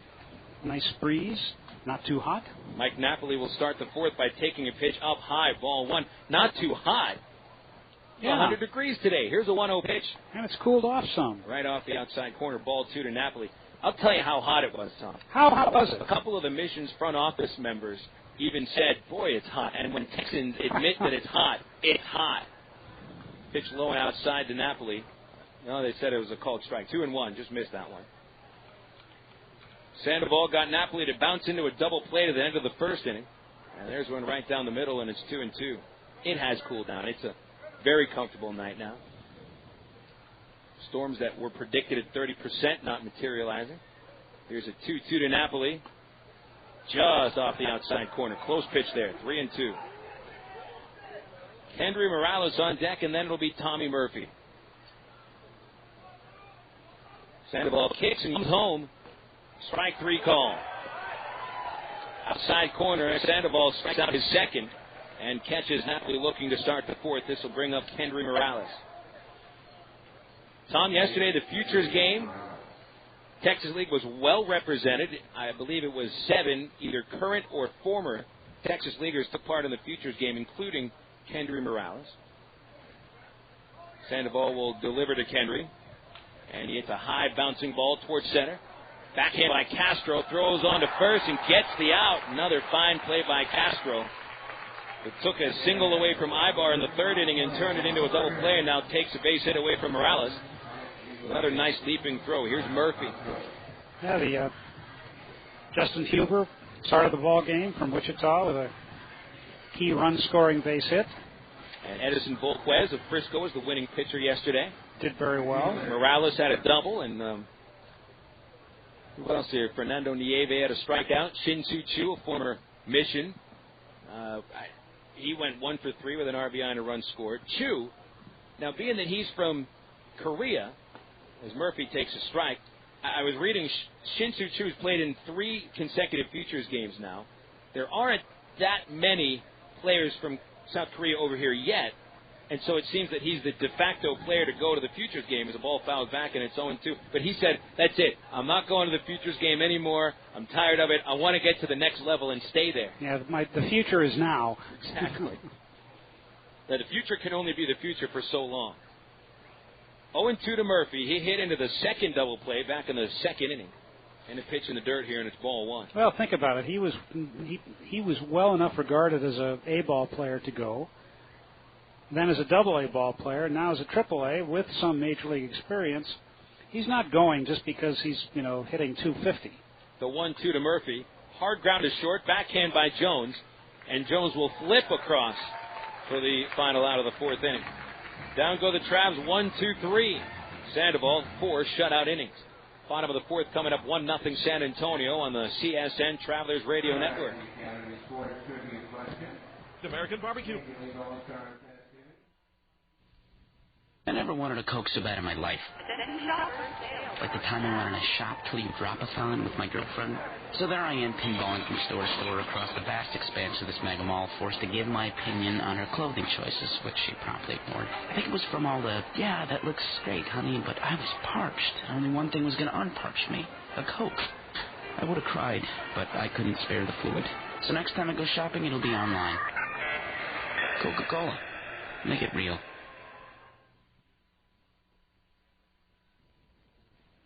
Did you know that more than 250 Arkansans are currently awaiting an organ transplant?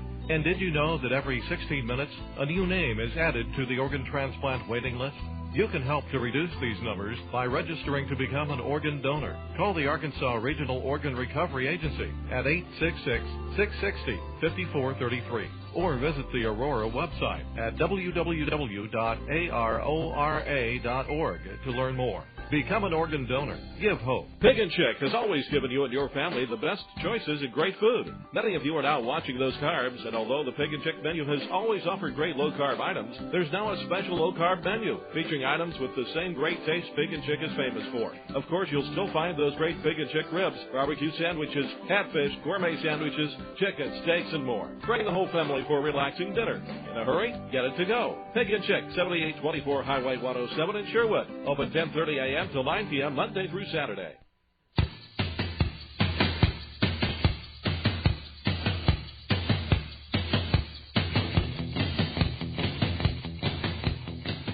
We're in the bottom of the fourth inning, 1-0 San Antonio. Jesse Hurlbeck starts the inning with a ground ball to the left of second base. And Erick Aybar charged on for it, but could not scoop it up cleanly. It'll be an error charged on Aybar to start the fourth inning, and Hurlbeck is aboard on the first error by a Trav today. Aybar committing his 21st error on the year, now takes over the team lead from Greg Porter. 1-0, the Missions leading on an RBI double by Jesus Guzman in the first inning. Gary Harris comes up to bat now. We're joined by League President Tom Kaiser,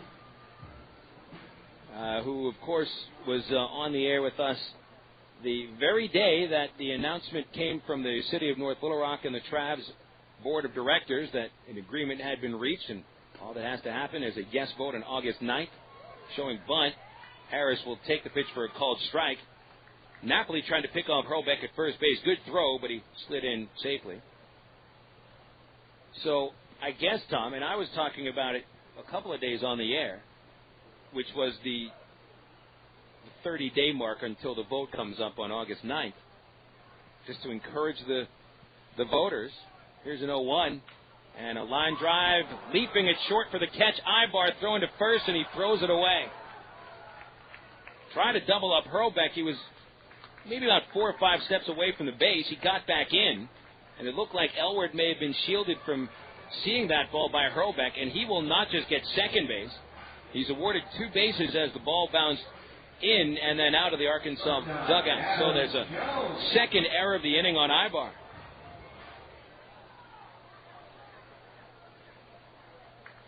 So Aybar puts Hurlbeck to first base with 1 error, puts him at third with another. And now Adam Jones will come up to bat. The Trav infield plays about halfway in. Jones right-handed, grounded to short in the second inning. Shell comes home and it's popped out of play. Strike 1.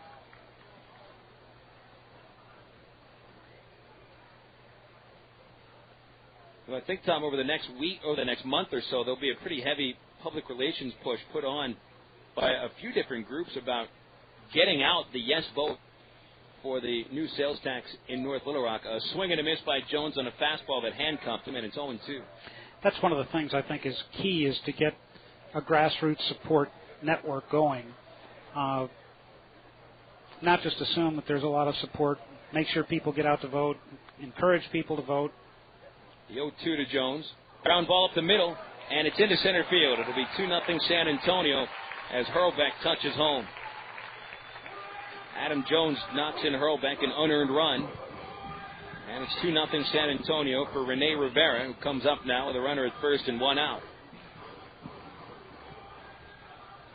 Now, we had talked about it the last time you were on, Tom, about a lot of the ballparks in the Texas League are taxpayer funded. With the exception of Springfield's Hammons Field, every other ballpark was built with some kind of municipality funds. They all had to go to a vote for the most part.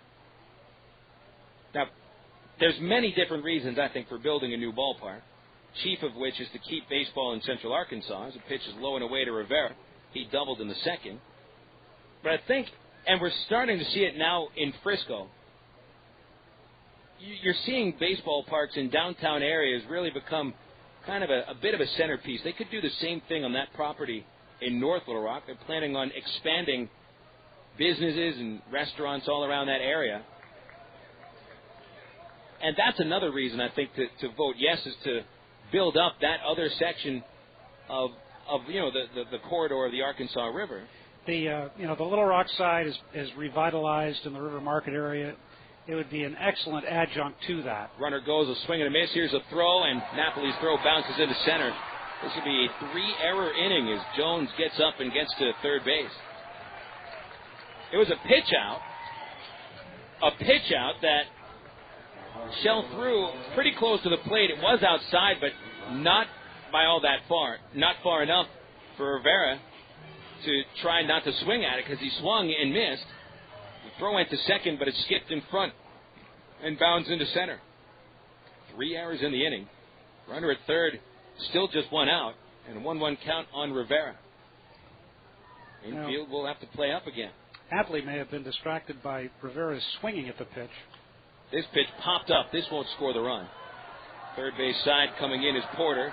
Almost to the plate. He'll make the catch. And that's out number 2.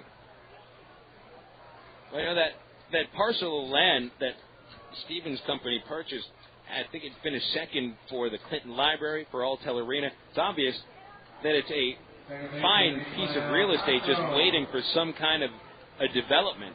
And it's perfect for a baseball park. And we're seeing in cities now, minor league ballparks are becoming centerpieces of downtown areas. Saw it in Akron, Ohio. Stockton, California just built one downtown. Here's Castro. Shows bunt. He bunts it off his own body while he's still at the batter's box, so that's a foul ball. No, I think you're absolutely correct that there are certain instances where the opportunity is so great. It would be a real shame if this were not to pass, just because of what it could do for all of the communities in Central Arkansas, particularly Little Rock and North Little Rock. 0-1 to Castro. He singled in the second inning. Shell asks for Napoli to come out to the mound, and they'll confer in front of the pitcher's mound. Now, other ballparks in the Texas League that are downtown, I can only think of Wichita being a downtown park. Corpus Christi is close to downtown, but that's not necessarily downtown. No, but it is very near to the downtown core in Corpus. But Little Rock, you're absolutely right. A very analogous kind of view is planned as there is in Wichita, which is right on the Arkansas River. The 0-1 to Castro plunks him right where his last name goes above the numbers, and Castro seemed to take exception to that pitch that got away from Shell and stands at home plate for a minute and then heads down to first base. I don't think he took so much exception as he was stunned enough that he was not moving. Well, each team has a batter hit in their last couple of innings. I don't think that that's retaliation. That pitch from Shell really did bear down on Castro. It looked like he was trying to come high and inside, and it just got away a little bit. I don't think you're going to necessarily want to hit the number 9 hitter. That's a good point. Certainly not with Jaime Bubela coming up, who's been hotter than a Saturday night special in the last few weeks. Bubela singled to start the first inning and scored, and then grounded to short to end the second. Left-handed batter, and Shell's pitch jams him. It's fouled away over third base. Strike one. You know, Wichita is right on the river with the whole of Wichita skyline over the outfield, one of the most picturesque views in all of the Texas League. And Valentine was quoted in the Democratic Gazette as saying it would be one of the finest views in all of minor league baseball. Shell throwing to first base, back in is Castro. Now, it's the truth.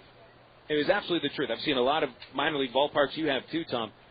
Even some of the newer ballparks, the view will not match up to downtown Little Rock on summer nights.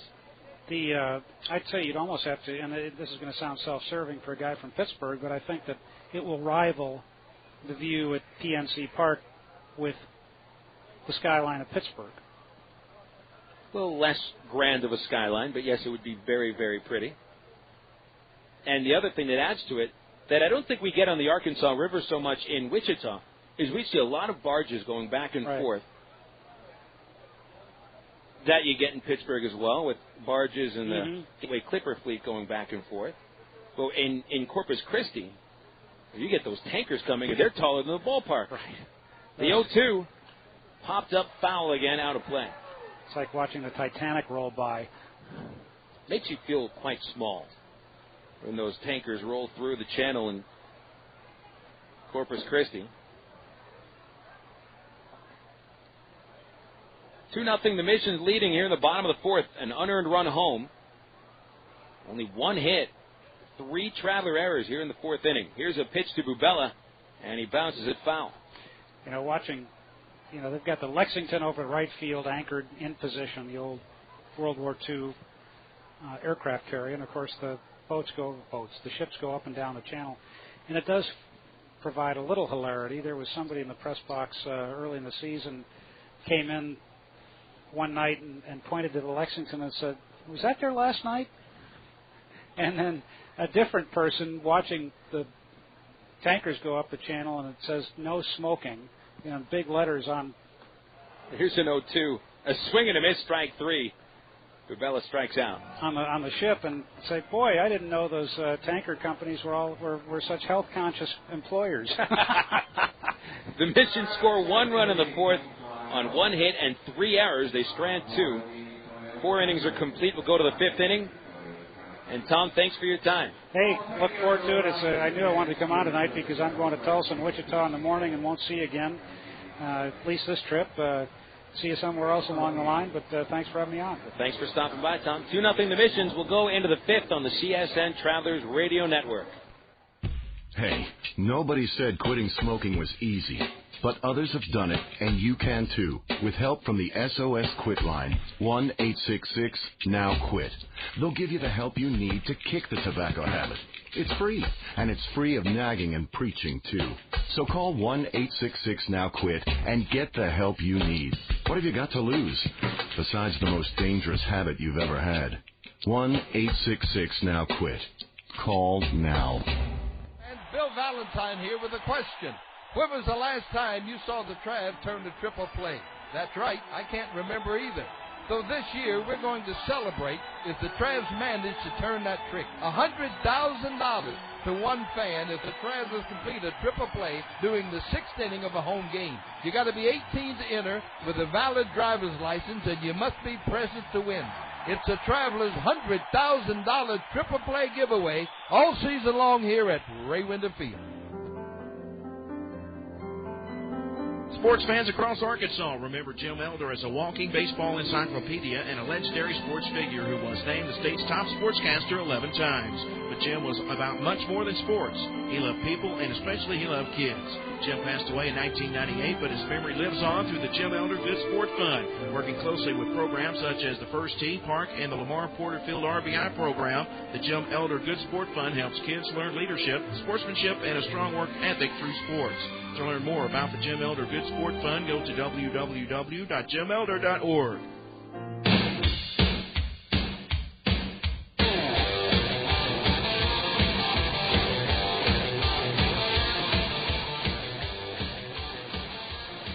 We're into the top of the 5th inning here in San Antonio. Greg Porter leading off. He fouls the first pitch off his right foot, and it'll be a strike on Porter to start the 5th inning. 2-0 San Antonio here in the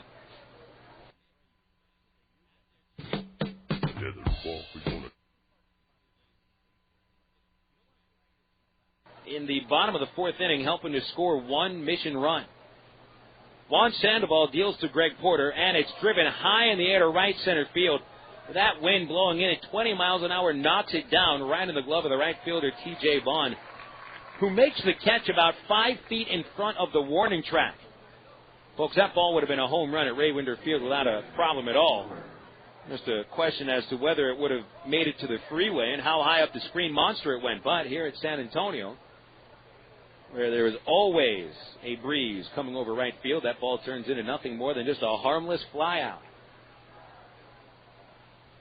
Here's Mike Elward, who flying out to left field in the 3rd inning, and he'll take a called strike on the outside corner. Sandoval has now retired 5 hitters in a row.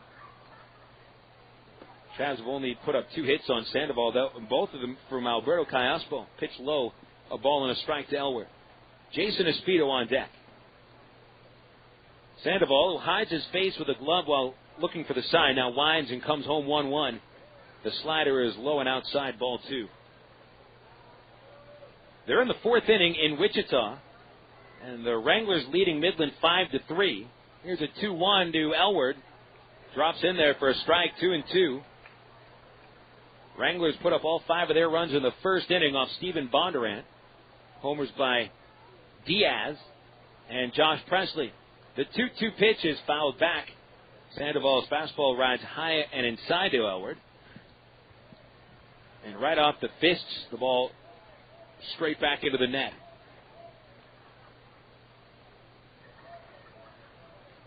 Now another pitch on the way, and Elwood grounds off the mound towards short, right to the shortstop Jones. Flip sidearm to first base, and Elwood is out number 2 in the 5th inning. Sandoval now cruising. Jason Espino comes up next. He walked with 1 out of the 3rd inning and made it to third base, but was stranded on Aybar's double play. They're in the 4th inning in Tulsa. Frisco looking to end a 7-game losing streak, leading the Drillers 5-3. Jason Hart hit his 15th home run. Espino grounds the first pitch to second.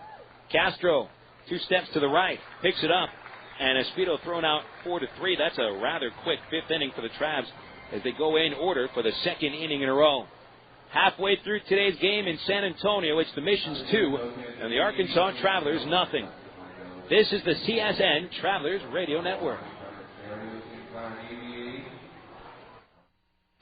And now Sonic presents Molly, Brian, and some cookie dough hijinks. This Sonic cookie dough blast is great. I love it. Yeah, it's got all these little bits of cookie dough in there. You know, it just reminds me when I was little, my mom was making some cookies, and I got all the dough, and I ate all of it before she could cook the cookies. Oh. And I tell you, my reaction to that sugar was pretty phenomenal. I sort of started vibrating, you know, and running around and getting really hyper.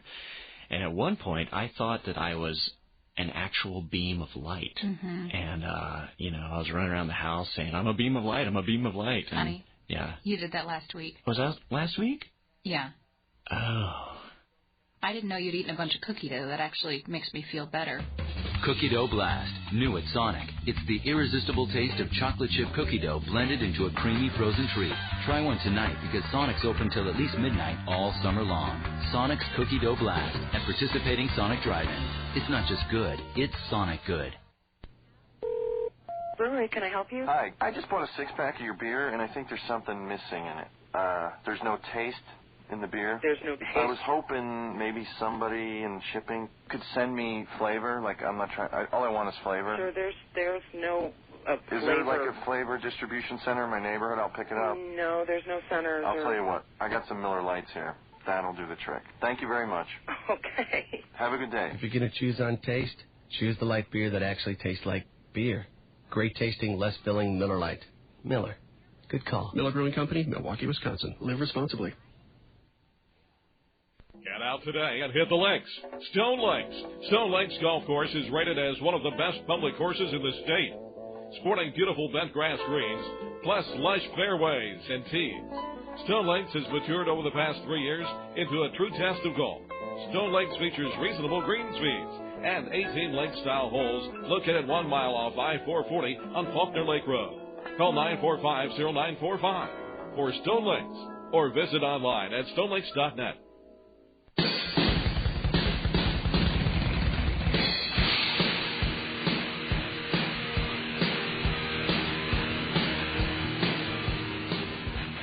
One out already here in the 5th inning as Jesus Guzman flied out to center on the first pitch from Steven Shell.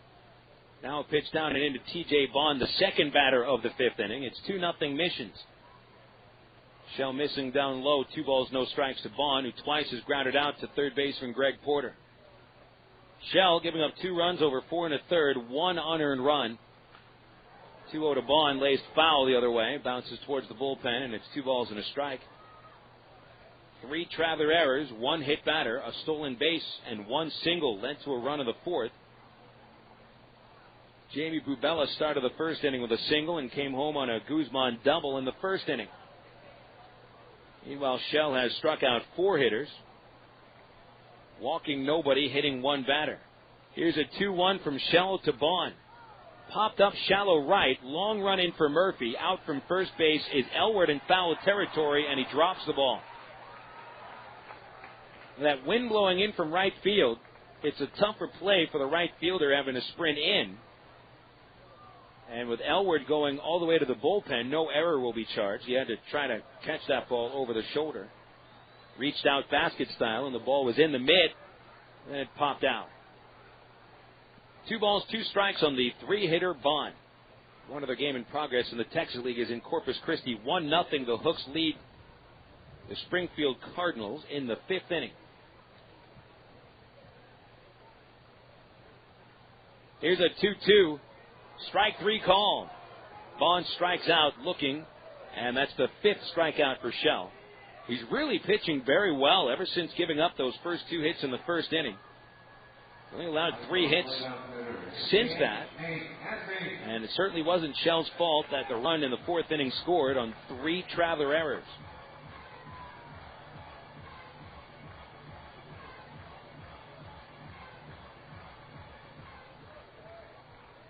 And now coming up to hit the 4-hitter Nate Espy. And he is hit by the first pitch. It was high and inside. And it either hit off the handle of the bat or it got Espy's wrist. Apparently it got Espy on the hand. And Espy is the second Mission's batter to be hit over the last 5 batters that have come up against Shell. He hasn't walked anybody, but he's hit 2. And Espy didn't seem to be very happy with that either.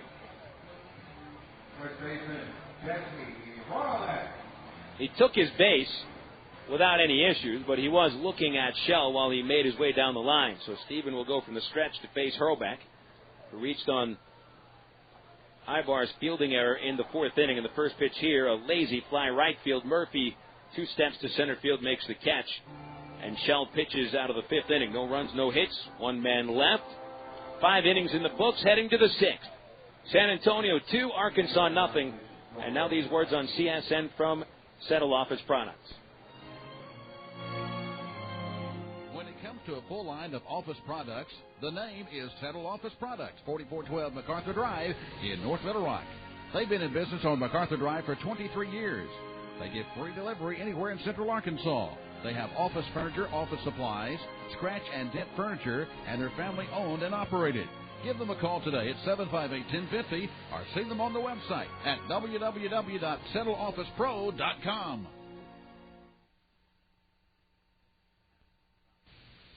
It has a legendary reputation for reliability, durability, and quality. It's been named to Car and Driver's 10 Best list 18 times. It was the first gasoline-powered production automobile to be certified as a low-emission vehicle in the U.S. And the best part is, it's used. Proof that how you start out in life is a good indication of how far you'll go. Honda certified used cars. See, it may be used, but it's still a Honda. Bale Honda, 13101 Chenal Parkway, Little Rock. CSN is now live on the internet at csnsports.com. Click on live broadcast in the upper left-hand corner on your homepage for live play-by-play audio, not to mention all other programs CSN produces during the year. Check out our webpage with a list of games today on CSN, the latest scoreboard, and the latest sports headlines at csnsports.com. That's csnsports.com with live coverage worldwide on the internet. csnsports.com, bringing you closer to us than ever before.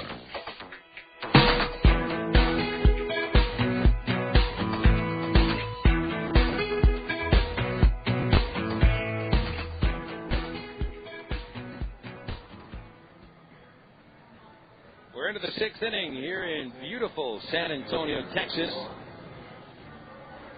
And it's 2-0 San Antonio to the top of the 6th.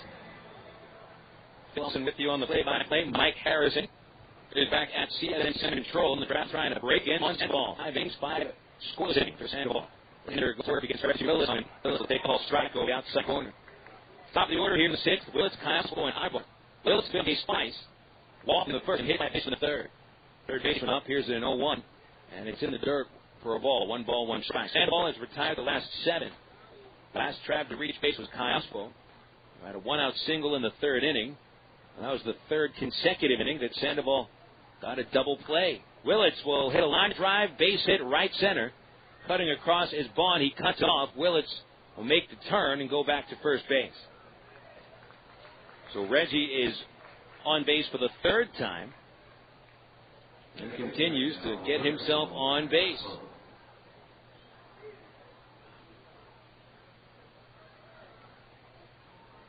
So the tying run comes up to the plate, and it's Alberto Callaspo who will try to reach for the 3rd time in this game. He had singles in the 1st and the 3rd innings.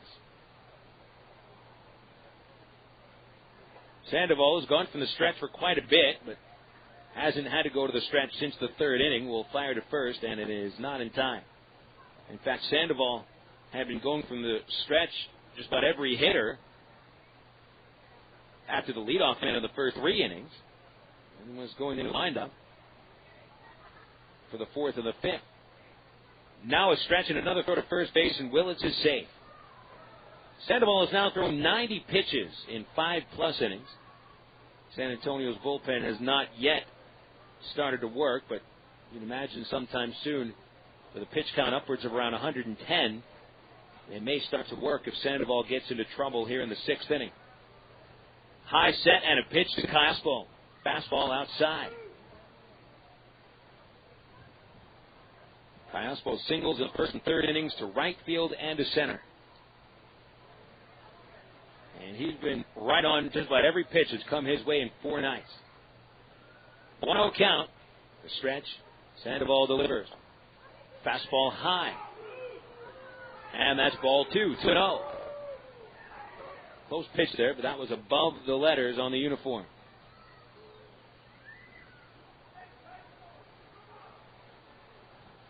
Jesus Guzman now playing pretty far off the line and at the cut of the grass. They're setting up outside. Sandoval delivers on the outside corner. 2 balls and 1 strike on the Travelers' second baseman.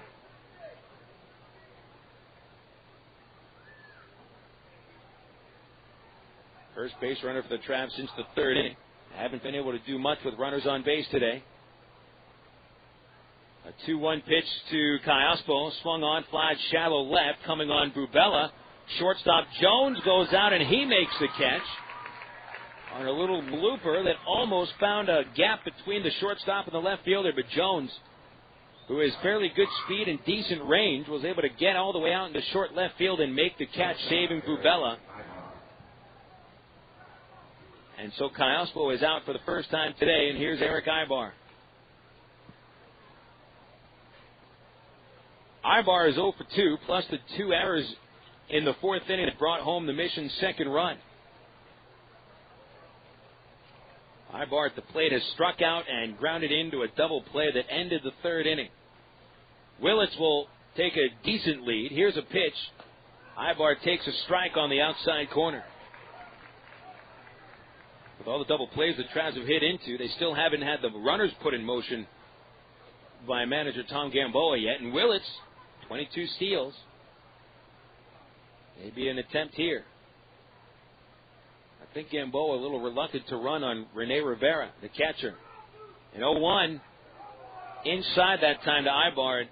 He wheeled away from the plate, trying to influence the call of plate umpire Fritzoni. Got the call anyway. It's 1-1. Mention about Rivera. There's a very strong throwing arm. He has thrown out 63% of the attempted base stealers. There's a throw to first, and Willits is back. Plus, Sandoval is keeping Willits fairly close. And even better for the catcher, Sandoval is quick to the plate, especially if he comes with his 93-mile-an-hour fastball. 1 ball, 1 strike on Aybar. It's 2-0 San Antonio in the 6th inning. 1 out. Willits the runner at first. And he dives back in again. The ball takes a hop away from Hurlbeck, but not that far away. And Willits is a little bit slow in getting up at first base. Reggie gets up now. He dove with both hands. And that throw may have hit him, either in the arm or one of the hands. Reggie is back up now. And he will take his lead from first base. Guzman continues to play up at third. Now he's 2 steps at the grass. And the outfield shallow all the way around. A stretch by Sandoval. He comes home 1-1, and Aybar grounds it foul behind the first base coach, Todd Takayoshi. And it's 1-2 from Sandoval to Aybar. Aybar has reached in 14 consecutive games. Most of that by hits. 17 hits, 3 walks. But struggling at the plate today. Can't seem to get a good swing on Sandoval here in the 6th inning. Put good wood on the ball in the 3rd, but Castro made a spectacular play for a double play. The 1-2 reached for, grounded, foul. That's towards the dugout at third base. The bullpens here in San Antonio are located closer to the dugouts than any other ballpark in the league, and so the bullpen benches are located almost maybe 5 steps away from the dugout. Yet each bullpen is filled with relievers and catchers instead of sitting in the dugout. The 1-2, ground ball to second, a chance for a double play. Castro shuffles to Jones. Jones will hold on to the ball at second. The only reason that was not a double play was the aggressive base running by Reggie Willits. He barreled into second base and made sure to be a distraction for the shortstop Jones cutting across the back. So instead of the 4th double play of the game, you trade Willits for Aybar on the bases, and now there's 2 outs. Aybar is 0 for 3. And now here's Mike Napoli, who just like Aybar, having a rough game at the plate and in the field. Napoli a throwing error a couple of innings ago, and at the plate he's hit into a double play and struck out. The pitch on the way, swing and a miss. Sandoval challenges Napoli with a fastball, and it was right where Mike likes it, up around the letters, over the plate, but the count is 0-1.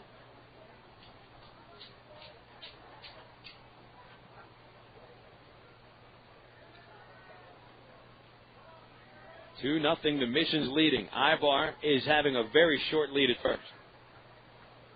An 0-1 pitch is outside. 1 ball, 1 strike.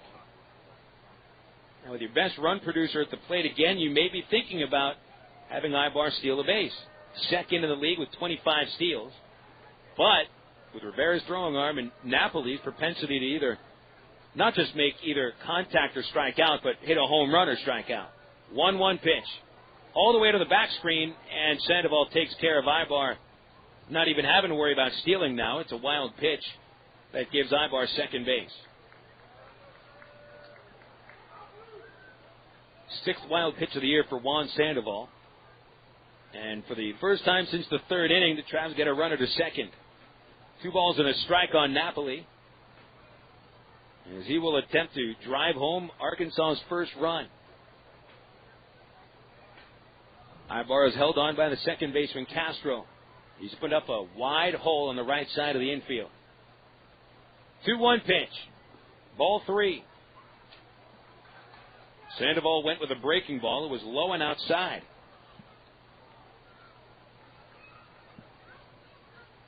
Three and 1 on Napoli. On deck is Morales.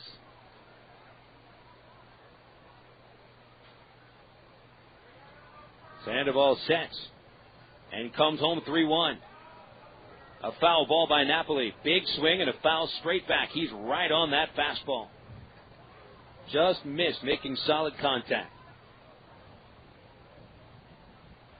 The Missions will get Tim Rawl warming up in the bullpen, a left-hander. Sandoval has now thrown more than 100 pitches. 6th inning could be his last. 3 balls, 2 strikes to Napoli. Here's the pitch. Swing and a miss. He strikes out. Sandoval, who perhaps finished the game right there with his 3rd strikeout, strands a runner at second.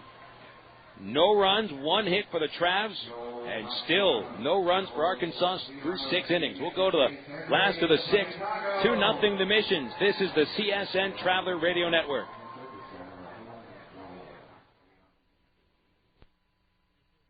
Only Quatney Chevrolet in Jacksonville offers a 3,000-mile warranty on every used vehicle. Fact. Only Quatney Chevrolet puts a brand new set of tires on every used vehicle. Fact. Only Quatney Chevrolet puts a bed liner in every used truck. Fact. Only Quatney Chevrolet offers a certificate of assurance that every used vehicle is good enough for a mom to drive. Fact. Only at Quatney Chevrolet will you get the new car smell without the new car price. Fact. Quatney Chevrolet in Jacksonville is the only place to shop for new and used.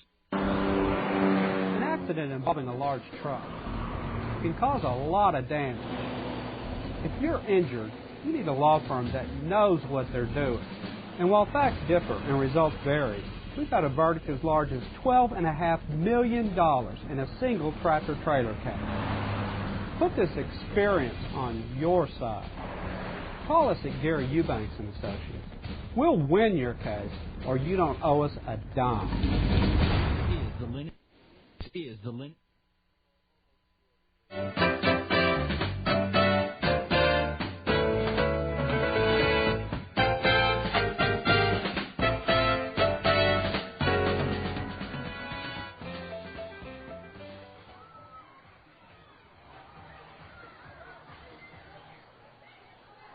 We are into the bottom of the 6th inning here in San Antonio. 2-0, the Missions leading.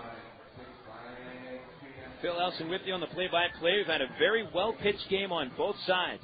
Steven Shell has surrendered only 1 earned run. Over 5 innings of work, he has struck out 5, no walks. He's hit 2 batters and scattered 5 hits. A run in the first, which was earned. A run in the fourth, which was unearned on 3 errors. One of those errors was turned off a line out by Gary Harris to shortstop. Here's a pitch to Harris, and he swings and misses to start the 6th. Harris lined out with Hurlbeck at first base. Aybar tried to double him off, threw it away, giving Hurlbeck third, and he scored on a single by Jones, who's now on deck. Here's the 0-1 to the left-handed hitting Harris, and it's low and inside for a ball. It's 1-1. Harris, who entered the game on a 6-game hitting streak, is 0 for 2. Shell struck him out swinging in the second and got him to line out to short in the fourth. The 1-1 is fouled at the plate for strike 2. 3,017 people have paid to get into Wolf Municipal Stadium today, so provided by the Missions PR staff. And 4 birds have made their way into the ballpark as well. Here's the 1-2. High and inside, 2 balls, 2 strikes. 3,017, that's a legitimate 3,017. 2 balls, 2 strikes to Harris. Here's Shell's pitch. He struck him out, and that's his 6th. Got him swinging at a split-fingered pitch, which dove straight down underneath the bat. And there's 1 out in the 6th inning. Shell now facing Adam Jones. Adam Jones.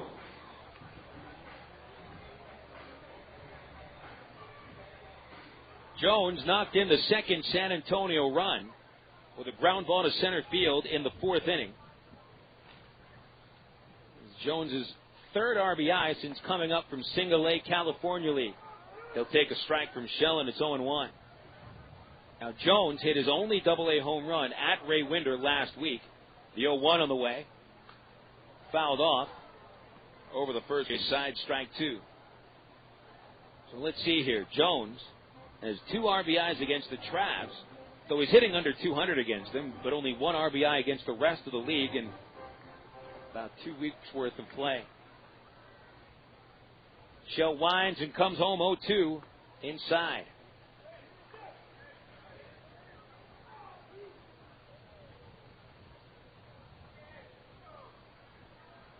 One ball, 2 strikes on Jones. Base is empty, 1 out in the 6th.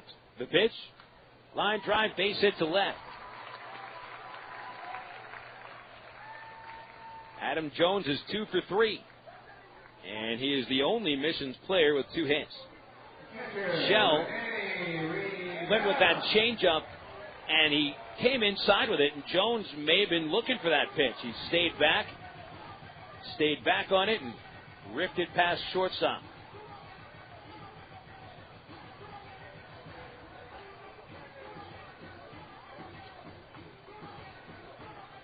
Here's René Rivera.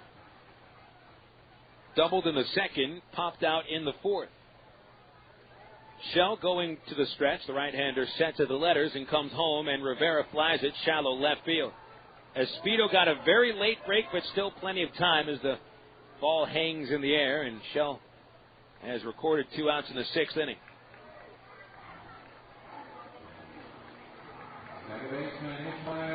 Tomorrow, 7:05 first pitch and a 6:40 ITT Tech pregame show for Game 2 of the series.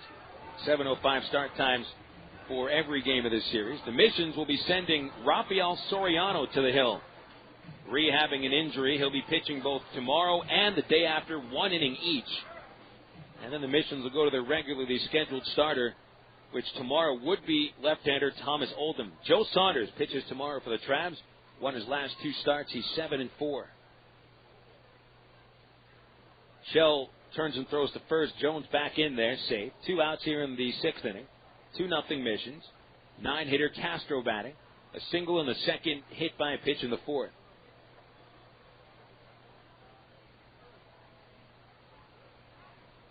Shell comes home, and it's fouled. Line drive into the seats in left field. Strike 1. Now, as I believe every single game of this road trip will begin at 7:05. Same at Corpus Christi.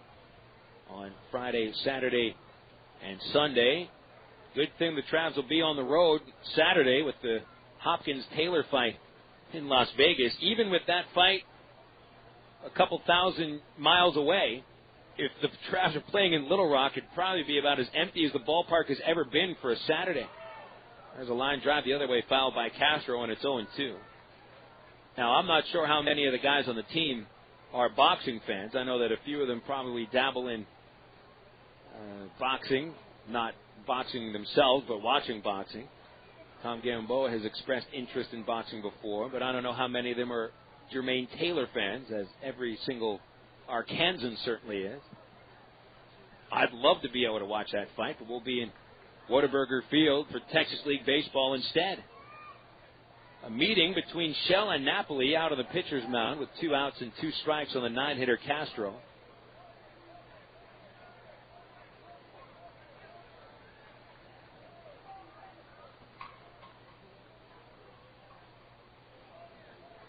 Napoli gets back behind the dish now.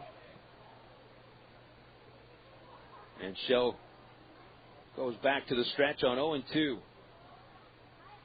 Here's the pitch to Castro. Curveball fouled high and deep in the air to left field, but far out of play. And the count still no balls and 2 strikes on Castro.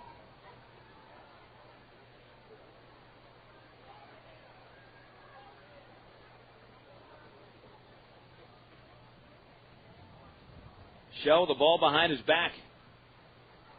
Now comes set on 0-2. The pitch on the way. Ground ball foul. Down the third base line, and Castro has fouled off 4 pitches. All 4 pitches he has seen here in the 6th. Shell holding true to form so far. Gave up that 1 run of the first inning, the 18th time in 18 starts he's given up a run of the first, but no earned runs after that, and just the 1 unearned run of the 4th. 2-0 the Missions leading in a low-scoring affair as usual at the Wolf. The 0-2 fly the other way to right field, and Murphy coming in, he's got it. And the 6th inning comes to a close. No runs on 1 hit for the Missions, 1 runner left. As we go into the 7th inning, San Antonio has a 2-0 lead over the Travs. And this is the CSN Travelers Radio Network. Faucets leaking, termites feasting, fish and tackle, paints and spackle, tubs, jacuzzis, tapes and movies, everything from A to Z. Tile and lumber, tons of plumbers, elevators, coffee makers, radiators, party favors. Take a look and you'll see. Let your fingers walk into the other book, not the other book. Fences, gates, inline skates, artists, posers, florists, grocers, water coolers, bakers, jewelers, everything from A to Z. Duct tape, landscape, sit-down mowers, dentists, false teeth, uppers, lowers, wholesale, retail, bomb mail, white whale. Take a look and you'll see. Let your fingers walk into the other book. Let your fingers walk into the other book, not the other book. To place your ad at people's fingertips, call 1-800-YB-YELLOW. Yellow Book, not the other book. Go your own way with National Car Rental. Take a one-time trip and discover Arkansas. National's great weekend special is just what you need for a trip to the Ozarks. Or get your friends together and rent a minivan to historic Eureka Springs. National offers a wide choice of sizes and styles, from luxury cars to vans and sport utility vehicles. Unlimited mileage rates are available. National Car Rental has 2 convenient locations, Little Rock Airport and North Little Rock at 3919 Park Avenue. See National Car Rental's ad in the yellow pages. Go your own way with National Car Rental. Is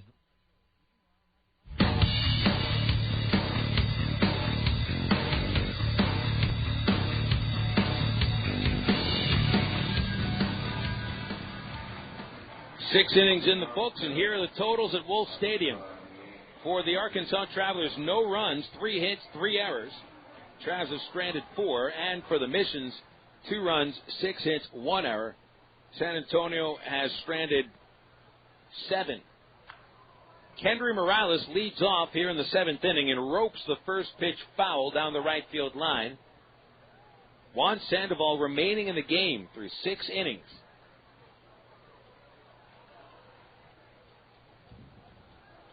.106 pitches out of his hand. Here's the 107th. It's low to Morales, and it's 1-1. 6 innings for Sandoval, just 3 hits. He's walked 2, hit a batter, striking out 4. Morales is 0 for 2. He reached on an error in the second and grounded up the middle in the fourth, and a fine play made by the second baseman Castro. Swing and a miss by Morales on a 1-1, which was a little high. And the count 1-2. Murphy and Porter to follow against Sandoval. And out of the bullpen, Tim Rawls still warming up for the Missions. Sandoval winds, kicks, deals 1-2, and Morales strikes out swinging. Number 5 for Sandoval gets that one on the curve. And here comes Murphy up to the plate. So Sandoval working into the 7th inning for the 4th consecutive start. Went 7 innings his last 2 starts. 7 2/3 on June the 25th against Springfield. That was the last victory Sandoval pulled out. No decision on June 30th, and he lost his last start to Midland, giving up just 2 runs in 7 innings. Here's Tommy Murphy, and he takes a strike. Outside corner, Murphy is grounded into a double play and grounded to short. And the 0-1 pitch is in the dirt and dug out. It's 1-1. Travs had chances to score in the first and the third innings. 2 on in the first and nobody out, couldn't score. 1-1 to Murphy is up high, ball 2. They had the bases loaded and 1 out in the third inning. And 1 of 3 double plays that ended that frame. The 2-1 hit in the air to deep center by Murphy. Drifting back is Gary Harris with a bead on it, and he makes the catch. About 10 feet in front of the fence in center field. Murphy hits it well, hits it high, not quite deep enough. 402 feet out to center field. Murphy hit that one about 390.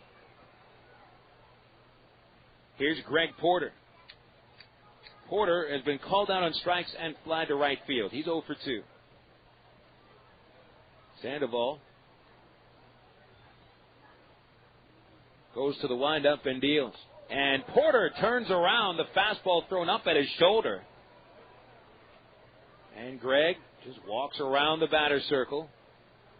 Doesn't seem to be fazed at all by that 90-mile-an-hour fastball up at his chin. Here's the 1-0. And outside and high, ball 2.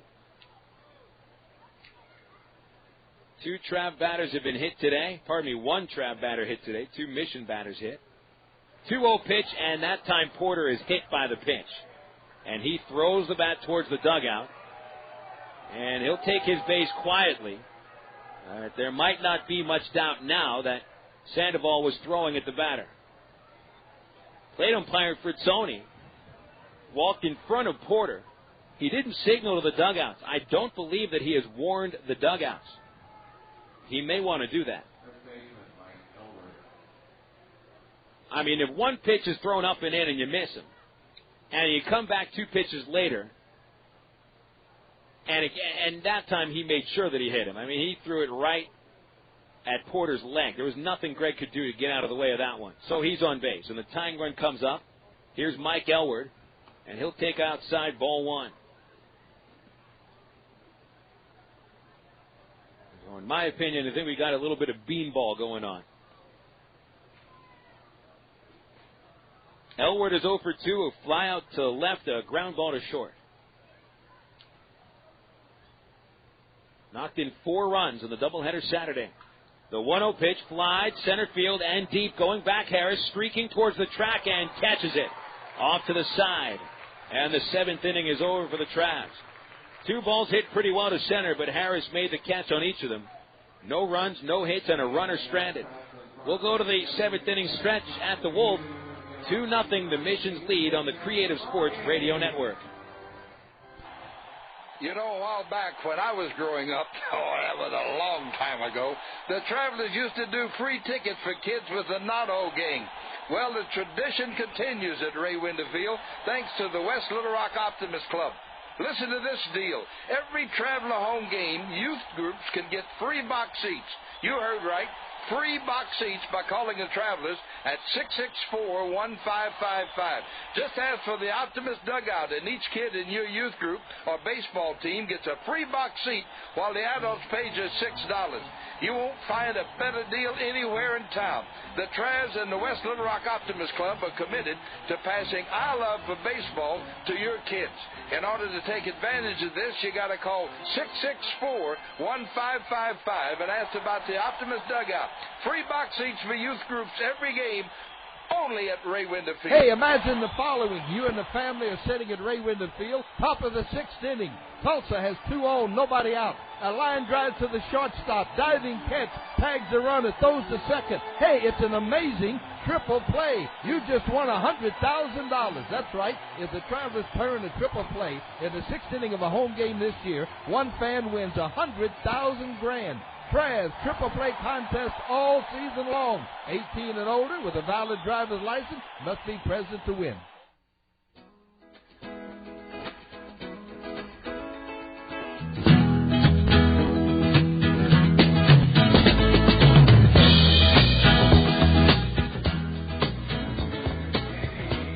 Moving on into the bottom of the 7th inning after the 7th inning stretch at Wolf Municipal Stadium. It's still 2-0 San Antonio. It's been that score ever since the 4th inning. Stephen Shell remains in the game. He's tossed 6 very effective innings. Travs haven't given him any kind of offense to work with, however. Jaime Bubela will lead off and swing and miss at a first pitch from Shell. Shell over 6 innings has struck out 6. Hit 2 batters, walked none. And of the 6 base hits he's allowed 2 runs, 1 earned. And those 6 hits, only 2 of them have come after the 2nd inning. 4 hits against the first 9 batters he faced. And only 2 hits since then. And both of those hits by the number 7 batter, shortstop Adam Jones.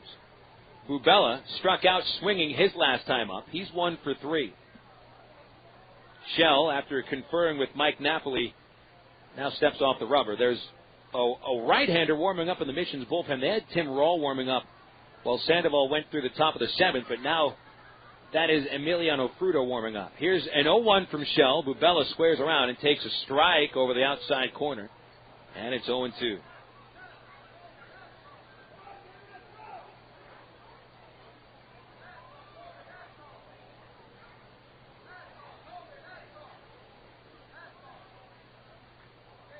Shell looking for strikeout number 7. He deals in the dirt. Ball 1. Stephen has now thrown 93 pitches over 6+ innings. He's conserved his pitches fairly well. And after he threw 50 pitches through the first 3 innings, only threw 40 pitches in the next 3. A ball and 2 strikes on Bubela. He steps out of the box just a quick second, stands back in. Shell from the windup, kicks, rears and deals, and Bubela fouls it back. A fastball up at the letters. Just got a piece of it and stays alive. Still 1-2. Stations, we owe you a station break. We'll give it to you after the at-bat for Bubela. It may be a little bit of time, though. Ball got loose from Fruto in the bullpen and rolled all the way to the outfield fence.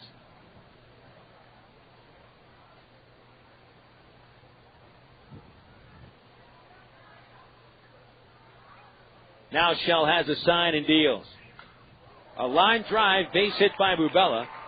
Just to the right of center field. It's cut off by Reggie Willits, and Bubela's aboard this second hit. Let's pause 10 seconds for station ID for Wolf Stadium. This is the Creative Sport Radio Network. Your home for baseball.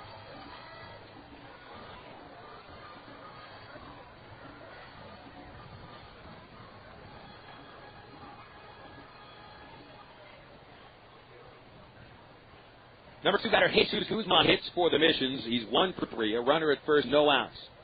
Stephen Shell thrown over to first base, and back in there is Bubela, who now joins Adam Jones as the only 2 Missions with 2 hits today. Travs, 3 hits, and 2 of those off the bat of Alberto Callaspo.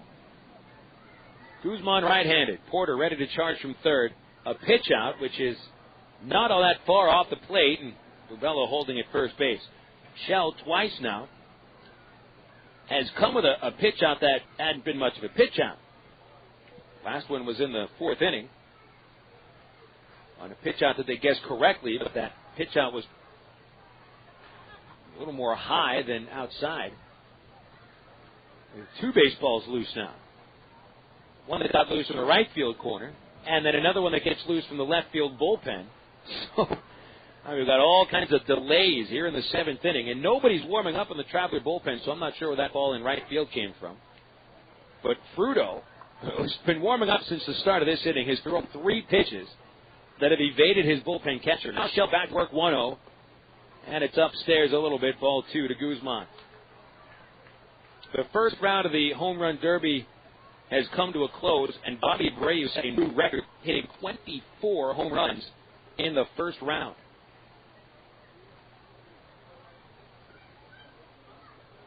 And Abreu representing Venezuela in the new Home Run Derby format.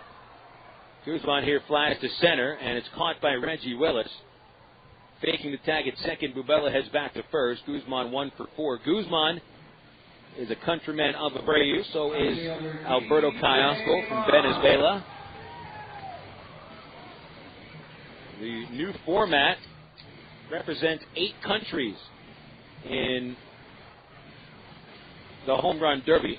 And it comes a day after the Major Leagues unveiled the new World Baseball Classic, or the World Baseball Cup, which will be staged next year in Puerto Rico, Japan, and I believe down in Phoenix and Southern California is where a couple of the round-robin tournaments will take place. You'll have Venezuela, Panama, Puerto Rico, the Dominican Republic represented, Korea, the Netherlands, the USA, Canada.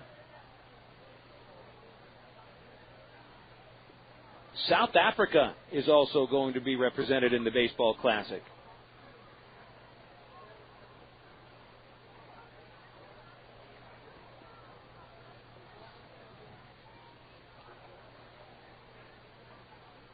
Shell ready to face T.J. Bohn.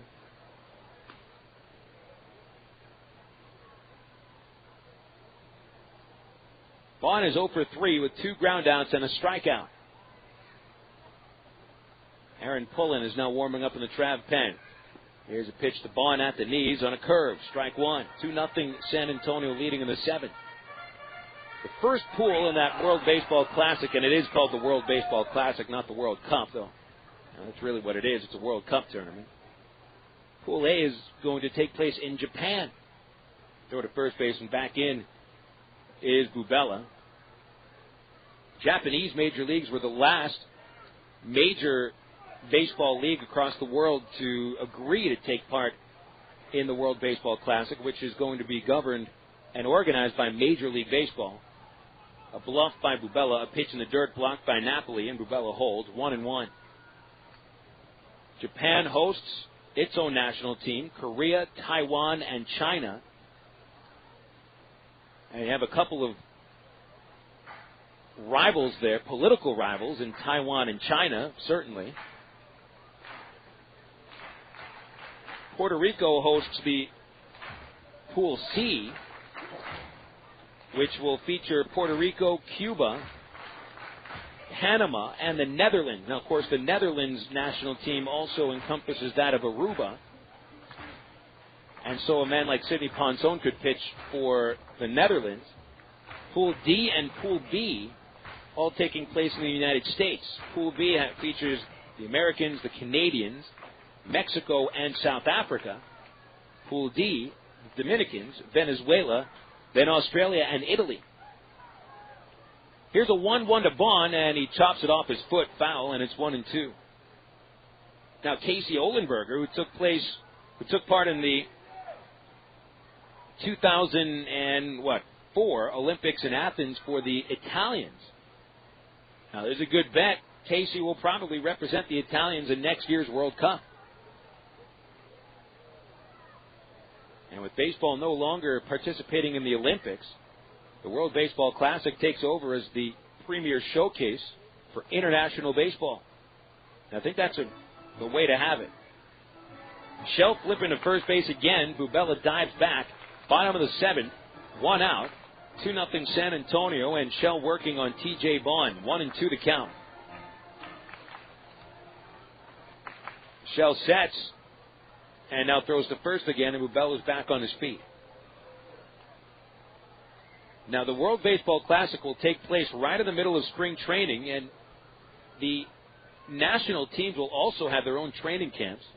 So it kind of muddies up spring training next year. The 1-2, another ball in the dirt, and again, Napoli goes down to block it. It was a curve that Napoli had to shift to the right, and Bubela still holding at second base.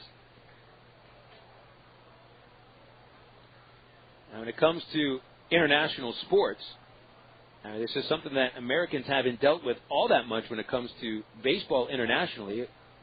Baseball was only an Olympic sport since 1984. Here's a 2-2 pitch, Bubela running. Chopped towards short. Aybar has one place at first. He guns to first, route number 2. Bubela is at second base. And here's Nate Espy.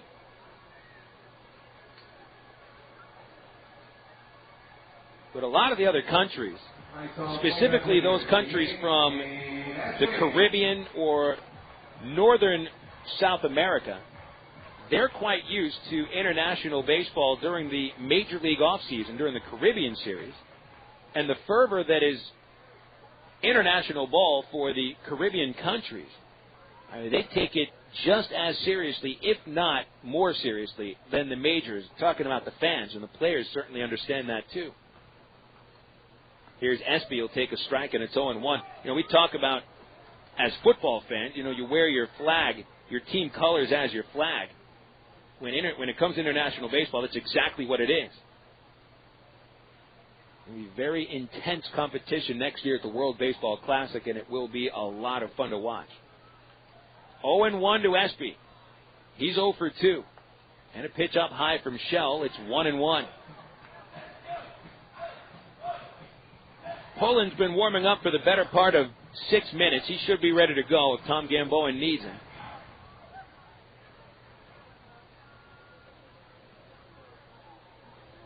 Shell working hard on Espy, 1-1. Hit him his last time up.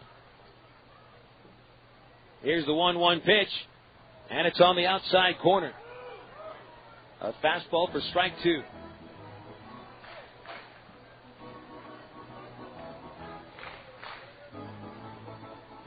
Travs held scoreless through the first 7 innings. San Antonio got ahead after their first 2 batters. But Stephen Shell has done a very nice job ever since. A 1-2 pitch. Ground ball, base hit left field. Coming on a speeder to play it. Here's a throw to the plate, and Bubela scores standing up. Getting into second is Espy with his RBI single, putting the Missions ahead 3-0.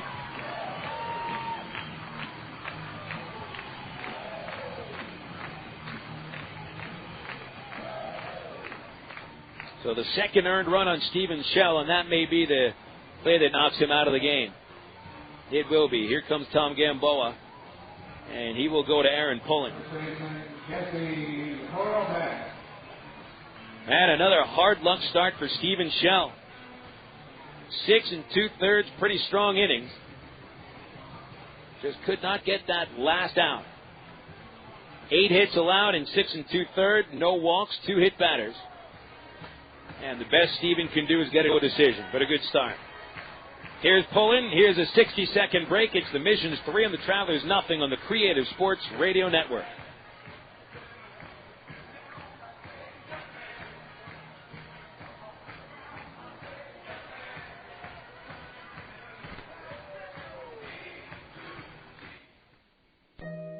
Ew, it stinks in here. Passing gas.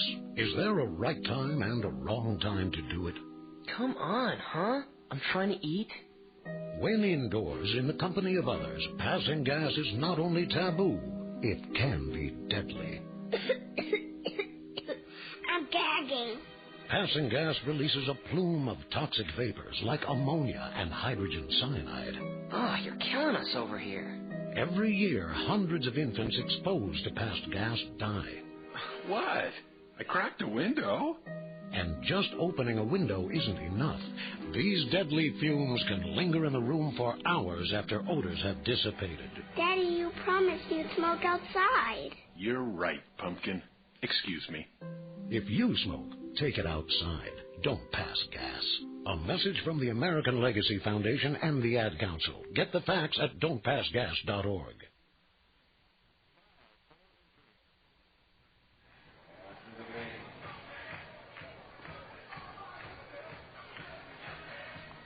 Aaron Pullen making his 34th appearance out of the bullpen inherits a runner at second base and 2 outs here in the 7th inning. Pullen also inherits a 3-0 deficit at the hands of the San Antonio Missions, who brought home a run and 2 singles in the 7th. Jaime Bubela started it with a base hit to center. After 1 out, he was running on a ground out and got to second, and then scores on Nate Espy's first hit of the game, a ground ball to left field. Pullen is 1-5 in 33 games with 5 saves and a .420 earned run average. It'll be Hurlbeck coming up to hit against him. Jesse Hurlbeck is 0 for 3. Strikeout, reached on an error, and flied out. Scored 1 run. Pullen from the stretch. Here's a pitch, and Hurlbeck takes a curve inside. Ball 1. Steven Shell's line in 6 2/3 innings. 8 hits, 2 hit batters, 6 strikeouts. 3 runs so far, 2 earned, and still responsible for Espy. A 1-0 pitch. It is low. A check swing. They'll appeal. Stein, the first base umpire, says he went around. Strike 1.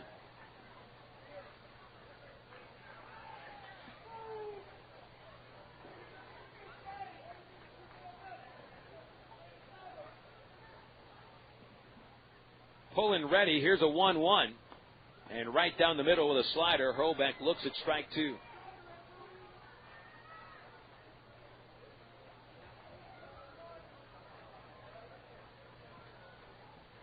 Two outs in the 7th inning. Here's the 1-2 pitch. He struck him out. Got him swinging on the slider, and the 7th inning comes to a close. San Antonio puts up 1 run, 2 hits, no errors, 1 left. 7 innings complete at the Wolf, 3-0 the Missions, and now these words on CSN from the Air Force. The Air Force is the only branch of service with its own community college. It's called the Community College of the Air Force, and it makes a difference. You see, in the Air Force, you earn college credit for learning your job. You can earn an associate's degree in one of 66 career fields. Your job experience goes farther in the Air Force. For more information, call 1-800-423-USAF or log on at airforce.com. Cross into the blue with the U.S. Air Force. No one comes close. On September the 19th, 1920, the Texas League Southern Association Playoff Series. The Arkansas Travelers played Fort Worth of the Texas League in Game 1 of the best of a 7-game series.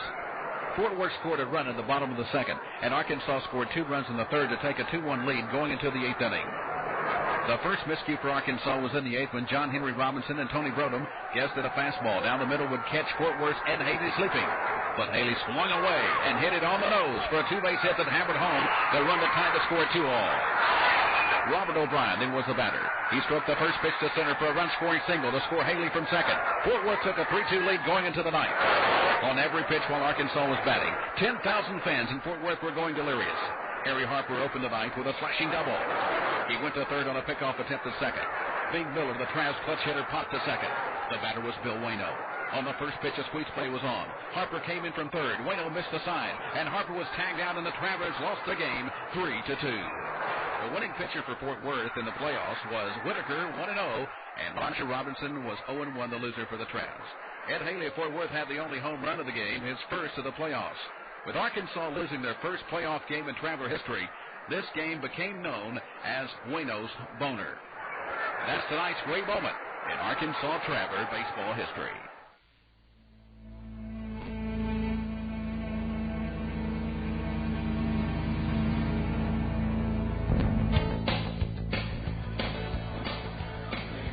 Traveler baseball heading into the top of the 8th inning at San Antonio. The Missions 3 and the Travelers nothing. Travs managed only 3 base hits off of San Antonio starting pitcher Juan Sandoval. And now Emiliano Fruto has come on to pitch the 8th inning and possibly the 9th. Fruto, a big, burly right-hander who goes from the stretch, and it's Jason Espedo leading off. He'll foul the first pitch over the press box for strike 1. Emiliano Fruto stands 6'3", 235. He's only 20 years old and still growing. The 0-1 to Espedo. Change up, swing and a miss. Strike two. Espedo walked and grounded out against Sandoval, who in 7 innings held the Tramps to 3 hits, 2 walks. He hit 2 batters and struck out 5. Fruto 2-3 on the year with 7 saves. 3.02 ERA. Asks for his catcher Rivera to head out to the mound, and they will chat. Fruto has struck out 54 in 56 2/3 against 18 walks and 50 base hits. He has allowed 6 home runs. Rivera gets back behind the dish now. And Fruto hangs the right arm hanging down. Espedo opens the stance. He's followed by Willits and Callaspo. The stretch by Fruto and the 0-2. Ground ball to short, and Jones is on to first base for the out. Just gets out Espedo by a step. Jason running hard, and Jones let the ball come to him, and instead of firing to first, he flipped it. To the top of the order, and Reggie Willits, who has set the table 3 times. Led off the first inning with a walk. Was hit by a pitch in the 3rd, started the 6th inning with a single. Willits hasn't been able to make it even as far as third base today.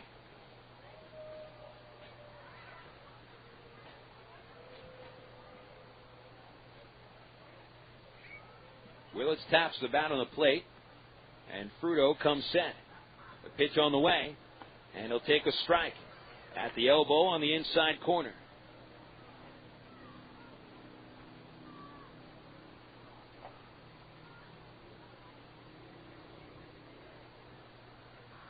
Emiliano Fruto kicks and comes home 0-1.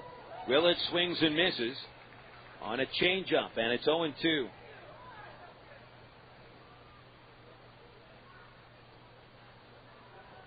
Fruto saved 1 game for the Missions last week in Little Rock with a scoreless inning on the 27th of June. 0-2 to Willits. Fruto kicks and deals, and Willits hits a little flare to left. It falls in. Nice piece of 2-strike hitting by Reggie Willits. Stays on the ball and bloops it over short. Willits is on base for the 4th time. 2 hits. And here's Alberto Callaspo. Callaspo is 2 for 3. So the Travs 4 base hits, all of them coming from the top 2 hitters in the order. Singles in the 1st and 3rd. Callaspo popped out in the 6th inning. And he'll pop the first pitch out of play. Here's strike 1. 3-0, the Missions leading. Travs, who have been a home team all season, showing once again a struggle offensively on the road.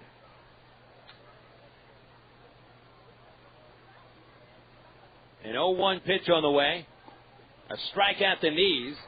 And Callaspo looked to be caught a little bit off balance on that pitch. It's 0-2.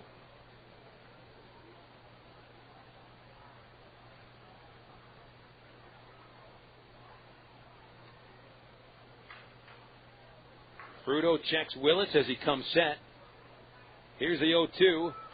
Callaspo hits a little chopper on the right side, played by the pitcher, right at the baseline. Fruto underhands to the first baseman Hurlbeck, getting Callaspo 1-3. Willits takes second base, and here will come Erick Aybar.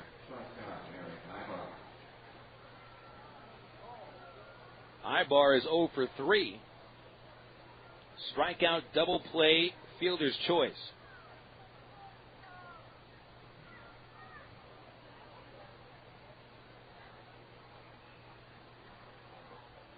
Willits a good lead as Fruto delivers a strike. A slider on the inside corner, 0-1 to Aybar.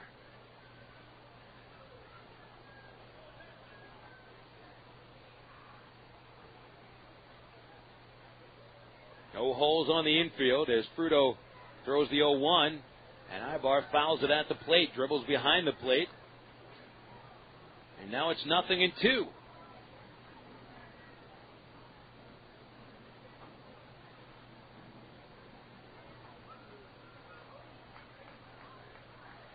sluggish day at the plate for the Trav hitters.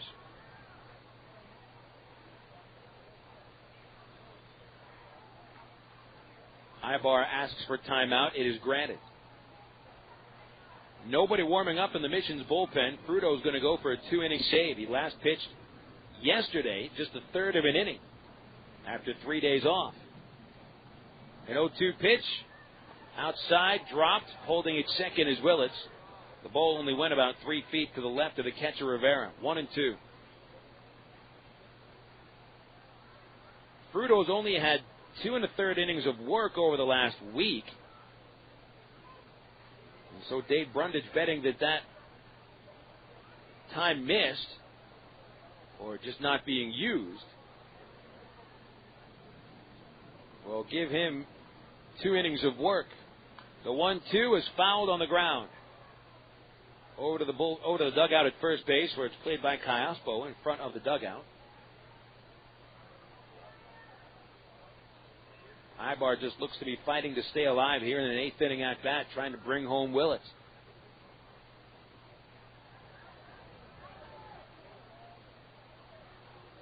Fruto pitching from the first base side of the rubber. Here's the pitch. High and out inside. There's a snap throw by the catcher Rivera to second. Willits is back in there. Good throw by Rivera, but Reggie read that throw perfectly and got in plenty of time.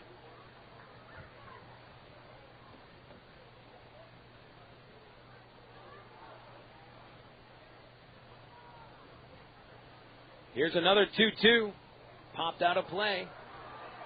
Aybar just really leaning over the plate, trying to foul that pitch off.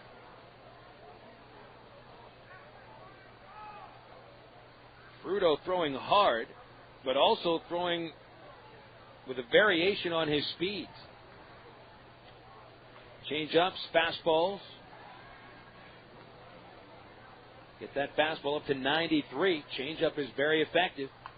The 2-2, a pop-up left side of the infield. Third baseman Guzman makes the catch. And the 8th consecutive inning without a run for the Travs. No runs and a hit. One left. Going into the bottom of the 8th, it's 3-0 San Antonio. This is the CSN Travelers Radio Network.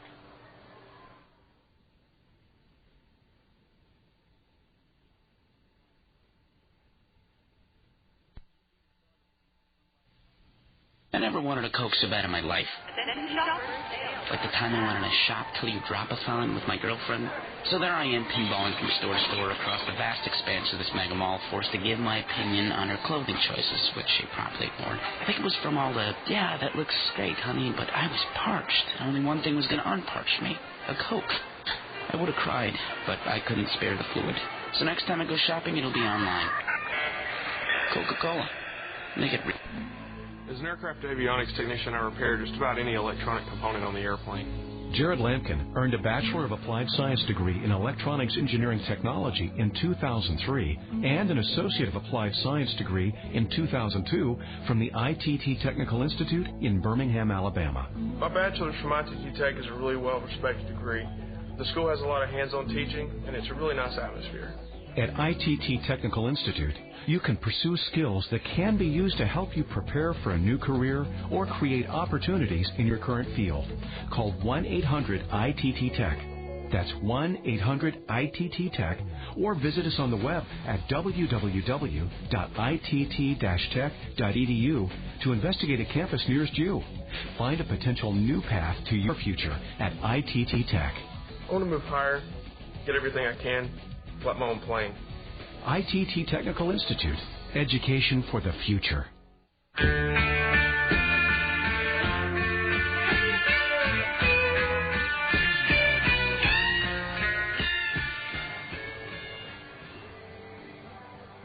Aaron Pullen is looking to pitch a scoreless 8th inning and get us into the 9th. The Mission's currently leading 3-0, and the Travs mustering only 4 base hits against Juan Sandoval and Emiliano Fruto. It is very important that Pullen keep the Missions off the scoreboard in the 8th inning. San Antonio scoring a run in the 1st, 4th, and 7th innings. Pullen came on for the final out of the 7th, striking out Jesse Hurlback. Gary Harris leads off the 8th inning with his 6-game hitting streak on the line. Pullen starts him outside with a fastball. Harris 0 for 3, 2 strikeouts. He's also lined out to short. 1-0 on the way from Aaron Pullen. Popped up, foul. Third base side into the seats. Over the second level, took a bounce off of one of the railings, and it could even hear an audible ping, almost like the baseball hit an aluminum bat. So it's 1-1. Pullen into the glove, hands over the head. Here's the pitch. Fouled off away. Again over the third base side, takes a bounce off of the facade and into the first level of seats. And it's 1-2.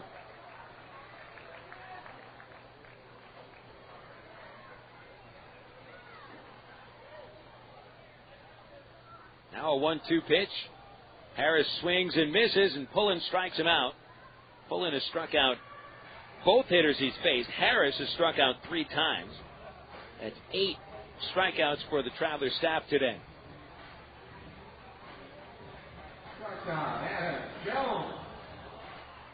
Here's Adam Jones, who knocked in the Mission's second run with a single up the middle in the 4th inning. Pitch on the way from Pullen. Jammed him, popped up foul, out of play, right side.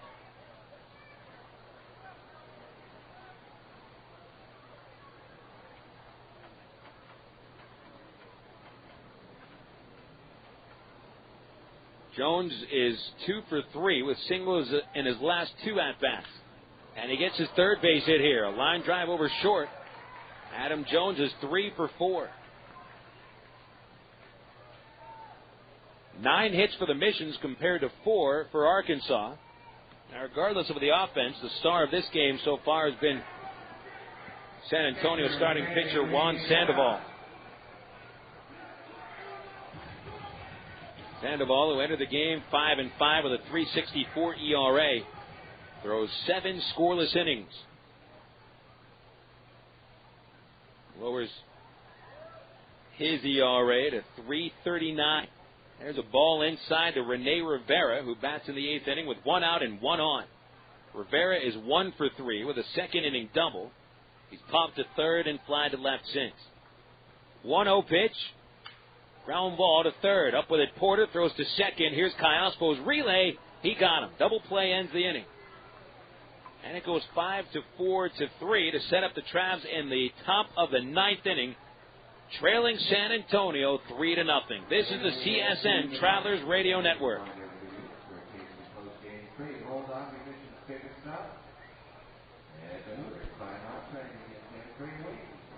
Pig and Chick has always given you and your family the best choices in great food. Many of you are now watching those carbs, and although the Pig and Chick menu has always offered low-carb items, there's now a special low-carb menu featuring items with the same great taste Pig and Chick is famous for. Of course, you'll still find those great Pig and Chick ribs, barbecue sandwiches, catfish, gourmet sandwiches, chicken, steaks, and more. Bring the whole family for a relaxing dinner. In a hurry, get it to go. Pig and Chick, 7824 Highway 107 in Sherwood. Open 10:30 a.m. till 9 p.m. Monday through Saturday. Are you tired of dealing with peeling, cracking, chipping paint, drafty houses? Then call Royal Windows and Siding right now. They can wrap your home in a blanket of insulation and add the Grand Sierra siding from Alcoa. It's the only siding with the Good Housekeeping seal of approval. Call in now for special savings from Royal Windows and Siding. Never paint again. Call about the Grand Sierra siding at 1-800-760-1419. Call Royal now at 1-800-760-1419. It happens every time you open the door at Moe's Southwest Grill. Moe wants you to feel welcome, so every time you open the door.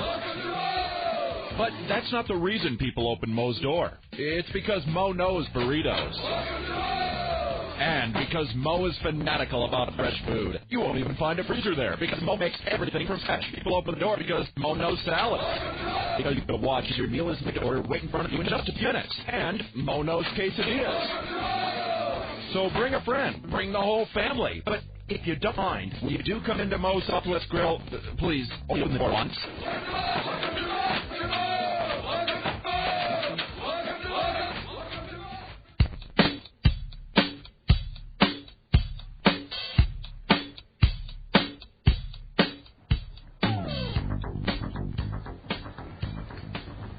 Last chance for the Arkansas Travelers, down to the San Antonio Missions 3-0.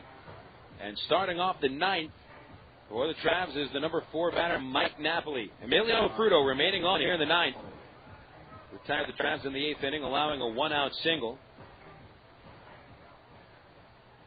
Napoli, Kendrys Morales, and Tommy Murphy will bat in the ninth. Napoli striking out each of his last 2 at-bats. He grounded into a double play in his first at-bat. Fruto from the stretch of bunt. Napoli bunts it in the air behind the plate. And a diving catch by Rivera. Oh, what a catch. Napoli surprised everybody squaring around. He bunts the ball high in the air, but deep towards the fence right behind the plate. Rivera streaks towards the fence and makes a sliding catch while right on his back.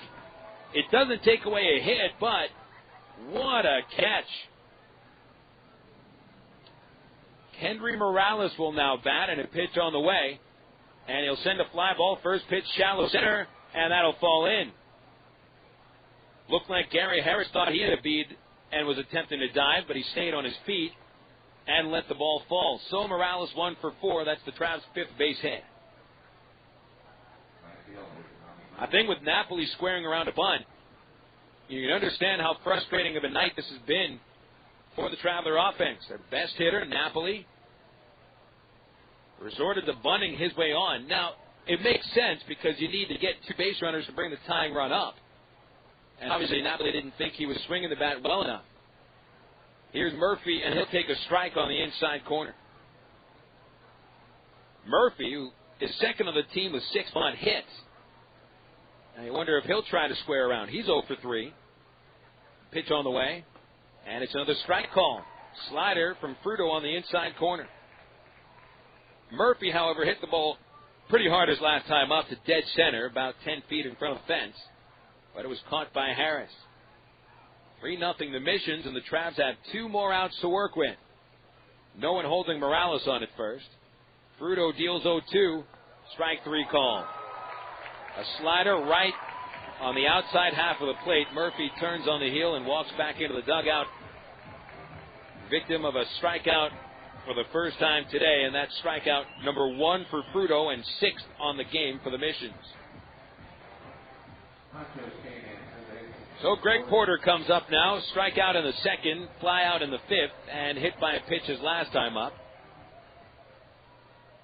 Trying to bring Mike Elward, the on-deck batter, up to bring the tying run. Porter fouls the first pitch in the air, out of play. Strike 1 to Porter.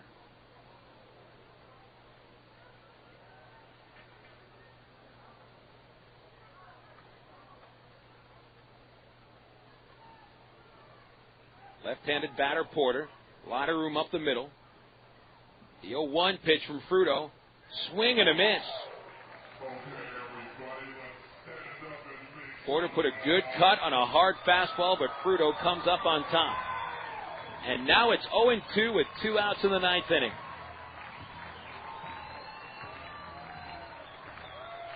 To the stretch, Fruto. Now to the plate, 0-2. Ball 1. Right off the outside edge, 1 ball, 2 strikes.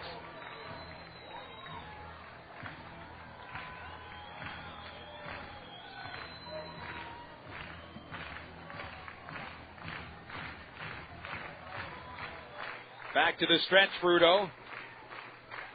He kicks and deals. Ball 2.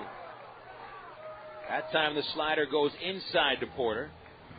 And he evens the count. 2 balls, 2 strikes.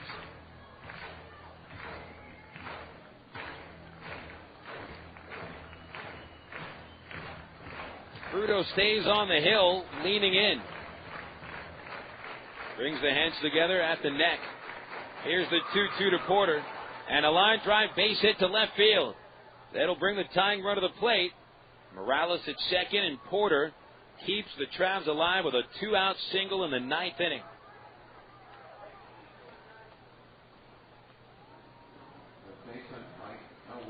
Mike Elward coming up. Elward is 0 for 3 today. Flying out to left, grounding to short, and lining to center. Elward hits only 176 on the road. 2 homers have come on the road out of his 6 on the year. A pitch on the way, a swing and a miss. Tried to hold back on the curveball, but didn't recognize it until it was too late. And that is strike 1 on Elward. 310 feet down the third base line to the left field corner. Elward homered game 1 on Saturday to dead center in Little Rock. Here's an 0-1 pitch. It's low and outside. Fruto goes to the roundhouse breaking ball, and it's 1-1.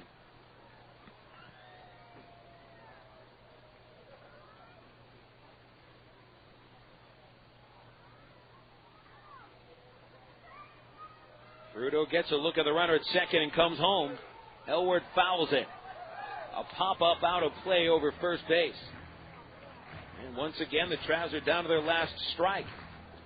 Porter was down 0-2. Took 2 pitches out of the strike zone and singled. Elward now has it 1-2 with Jason Aspido on deck.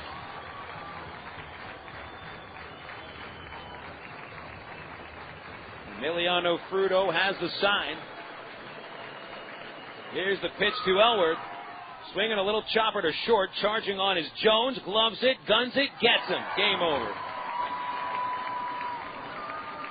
No runs for the Travs in the 9th inning on 2 hits and 2 runners left. And the Missions shut out Arkansas 3-0 on 6 hits. We'll have the totals next on the CSN Travs Radio Network.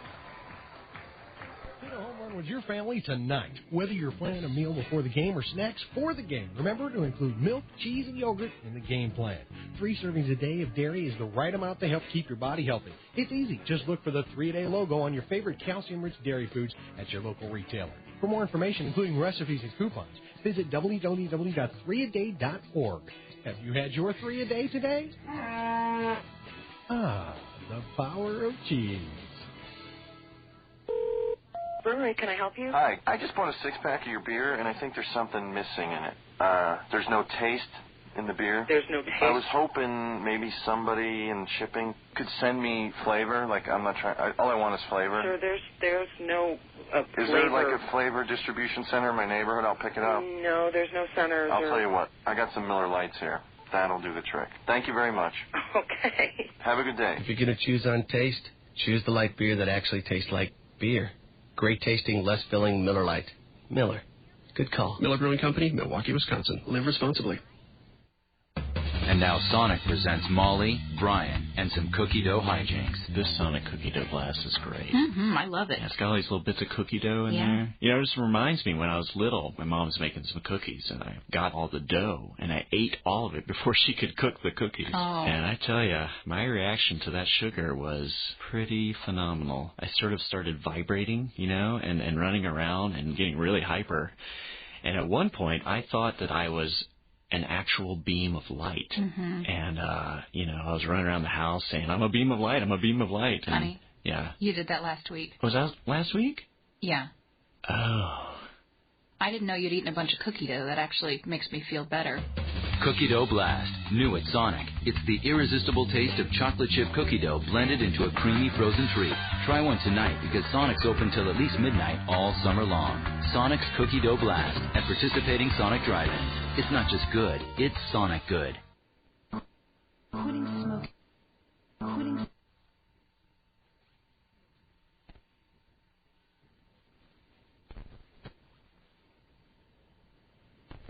The third base coach. He doesn't get much attention. You've never heard of a third base coach groupie, have you? But he's vital to the success of the team. His experience and knowledge of the game can mean the difference between scoring a run or getting thrown out at the plate. Allstate agents play a similar role to the third base coach, although they have experience with much more than just home. They can help with auto insurance, life insurance, and your retirement needs as well. And they'll do it without using any crazy signals. They'll help you understand the coverage options available so you can find the one that's right for you. You deserve a team with big league experience. That's Allstate, Stan. Are you in good hands? To get a team with big league experience, just visit your local Allstate agent, call 1-800-ALLSTATE, or click on allstate.com. Insurance subject to availability and qualifications. Allstate Insurance Company, Allstate Property and Casualty Insurance Company, and Allstate Indemnity Company, Northbrook, Illinois. Hey, nobody said quitting smoking was easy, but others have done it, and you can too, with help from the SOS Quit line, 1-866-NOW-QUIT. They'll give you the help you need to kick the tobacco habit. It's free, and it's free of nagging and preaching too. So call 1-866-NOW-QUIT and get the help you need. What have you got to lose, besides the most dangerous habit you've ever had? 1-866-NOW-QUIT. Call now.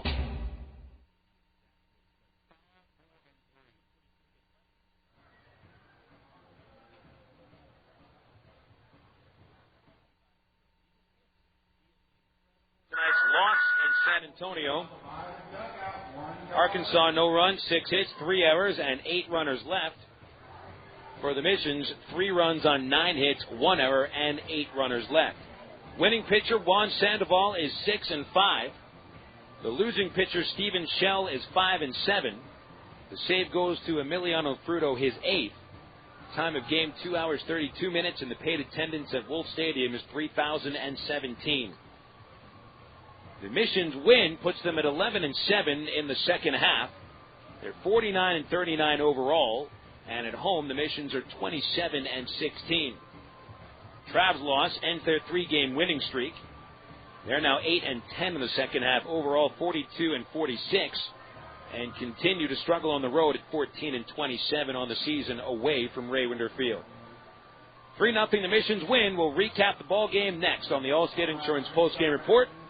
Right after this on the Creative Sports Radio Network.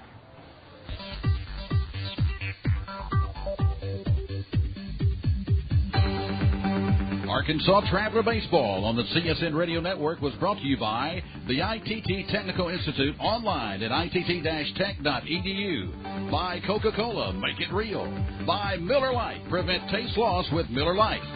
And by Allstate, you're in good hands with Allstate. And by the Sonic Drive-In. Arkansas Traveler Baseball has been brought to you statewide on the Creative Sports Radio Network by Bale Honda. See the new Honda cars and trucks today. By the U.S. Air Force, crossing to the blue. The Bank of the Ozarks with several locations to serve you. And by the Canadian Tax Advisory Group. Arkansas Traveler Baseball has been a presentation of CSN, the Creative Sports Radio Network. Stay tuned next for the Traveler Postgame Show, right here on CSN, the Creative Sports Radio Network. In 1805, Lewis and Clark described in their journals a country teeming with wildlife. Bison as far as the eye can see. Rivers churning with fish. They wrote of scenes of endless beauty and of meeting more than 100 nations of American Indians whose lives were one with our environment. Now, imagine what Lewis and Clark and the American Indians they met would say if they walked the trail today. Would they be pleased? There are herds of homes where the buffalo once roamed. Or would they feel differently? Something must be done to save what's left of this great place. As we commemorate the Lewis and Clark Bicentennial, we encourage you to consider what's been lost and what we can do to preserve what's left of the trail that still winds through us all. Walk with Lewis and Clark and see what you discover at www.lewisandclark200.org. This is a public service message of the National Council of the Lewis and Clark Bicentennial, the Missouri Historical Society, and the Ad Council. Son, you're a young man now. I just wanted to take a few minutes and talk about men and women. I know all about that stuff. Well, you might know a little biology, but do you know how to treat a woman? I guess I could use a little direction. So how do I treat a woman, Dad? You know, I'm not going to tell you. You have to figure that out by yourself. How? Well, first I suggest you watch a lot of bad TV and violent movies and observe how women get treated there. Okay, I'm kind of doing that already. What else? Well, let's see. Oh, yeah. When you're at school, be sure to take careful note of what irresponsible older boys say. I sure will. Sometimes the only message boys get is the wrong one. Many young men need advice and direction on how to behave towards women. You can help provide it. By teaching boys early that violence against women is wrong, you can help prevent domestic violence. For tips on what to say, visit www.endabuse.org. End Abuse. Teach early. This message is brought to you by the Ad Council and the Family Violence Prevention Fund.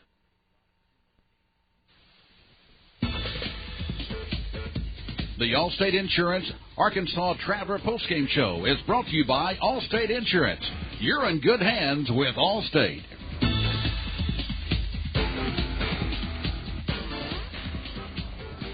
For the sixth time in the 2005 baseball season, the Arkansas Travelers are shut out in a loss.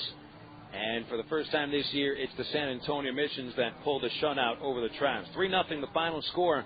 Phil Elson with you here for the Allstate Insurance postgame report. We'll recap the game starting in the first inning, where Shell has had troubles all year. Stephen Shell gave up a base hit to start the game to Jaime Bubela. And then Bubela scored when Jesus Guzman doubled down the right field line, giving the Missions a 1-0 lead. Shell, however, would just allow one base hit over the next two innings and gave up only two base hits until the sixth. That first inning run really would be all the Missions would need. Travs came close in the first, second, and third innings. They had a leadoff batter on in the first and second. They had two on in the first and nobody out. But Mike Napoli grounded into a double play to the end of the inning. Tommy Murphy hit into a double play in the second. Then in the third, Erick Aybar comes up with the bases loaded and one out, and he grounds into a double play, 4-3. Travs never would have another chance to really have a better chance to score, I should say. And by the time they even had their next base runner, they were down by 2 runs. Leading off the fourth for San Antonio, Jesse Hurlbeck grounded to short. Erick Aybar kicked the ground ball for an error. And then when Gary Harris lined out to Aybar, Eric overthrew first base, attempting to double off Hurlbeck, and Hurlbeck awarded third base with the ball sailing into the dugout. Hurlbeck would score when the infield came up, and Adam Jones shot the first of his 3 singles right up the box, bringing home Hurlbeck for a 2-0 San Antonio lead. Juan Sandoval cruised through the 4th and the 5th, gave up just 1 hit in the 6th inning, and then in the 7th inning, Sandoval allowed just 1 base runner, hitting Greg Porter with a 2-0 fastball. It looked an intentional job hitting him. Nobody was warned, and Sandoval left the game after the 7th. In the 7th inning as well, Stephen Shell gave up a leadoff single to Jaime Bubela, and after 1 out and a ground ball by T.J. Bohn moved Bubela to second base. Ned Espy singled to left field, bringing Bubela home, giving the Missions a 3-0 lead. Fruto came on in the 8th inning, gave up a 1-out single to Reggie Willits, but that was all. Then in the 9th inning, it took a fabulous play by the catcher, René Rivera, diving for a bunted pop-up by Mike Napoli back behind the plate for the first out of that inning. Kendrys Morales would single with 1 out. Greg Porter would single with 2 outs. Mike Elward represented the tying run, however, grounds out to short, and that ends the ball game, and San Antonio wins at 3-0. San Antonio has now taken 8 of 11 games against the Travs, and on a streak now, the Travs have lost 6 of 7 games to the Missions. 3-0 San Antonio wins Game 1 of this 4-game series. We'll check around the Texas League next on the Southwest Airlines out-of-town scoreboard on the CSN Travelers Radio Network. The third base coach. He doesn't get much attention. You've never heard of a third base coach groupie, have you? But he's vital to the success of the team. His experience and knowledge of the game can mean the difference between scoring a run or getting thrown out at the plate. Allstate agents play a similar role to the third base coach, although they have experience with much more than just home. They can help with auto insurance, life insurance, and your retirement needs as well. And they'll do it without using any crazy signals. They'll help you understand the coverage options available so you can find the one that's right for you. You deserve a team with big league experience. That's Allstate stand. Are you in good hands? To get a team with big league experience, just visit your local Allstate agent, call 1-800-ALLSTATE, or click on allstate.com. Insurance subject to availability and qualifications. Allstate Insurance Company, Allstate Property and Casualty Insurance Company, and Allstate Indemnity Company, Northbrook, Illinois. And now Sonic presents Molly, Brian, and some cookie dough hijinks. This Sonic cookie dough blast is great. I love it. It's got all these little bits of cookie dough in there. You know, it just reminds me when I was little, my mom was making some cookies, and I got all the dough, and I ate all of it before she could cook the cookies. Oh. And I tell you, my reaction to that sugar was pretty phenomenal. I sort of started vibrating, you know, and running around and getting really hyper. And at one point, I thought that I was an actual beam of light. And, you know, I was running around the house saying, I'm a beam of light, I'm a beam of light. And, Honey, yeah. You did that last week. Was that last week? Yeah. Oh. I didn't know you'd eaten a bunch of cookie dough. That actually makes me feel better. Cookie Dough Blast. New at Sonic. It's the irresistible taste of chocolate chip cookie dough blended into a creamy frozen treat. Try one tonight because Sonic's open till at least midnight all summer long. Sonic's Cookie Dough Blast at participating Sonic drive-ins. It's not just good, it's Sonic good. Brewery, can I help you? Hi, I just bought a six-pack of your beer, and I think there's something missing in it. There's no taste in the beer. There's no taste. I was hoping maybe somebody in shipping could send me flavor. Like, I'm not trying. All I want is flavor. Sure, there's no flavor. Is there like a flavor distribution center in my neighborhood? I'll pick it up. No, there's no center. I'll tell you what. I got some Miller Lights here. That'll do the trick. Thank you very much. Okay. Have a good day. If you're going to choose on taste, choose the light beer that actually tastes like beer. Great tasting, less filling Miller Lite. Miller.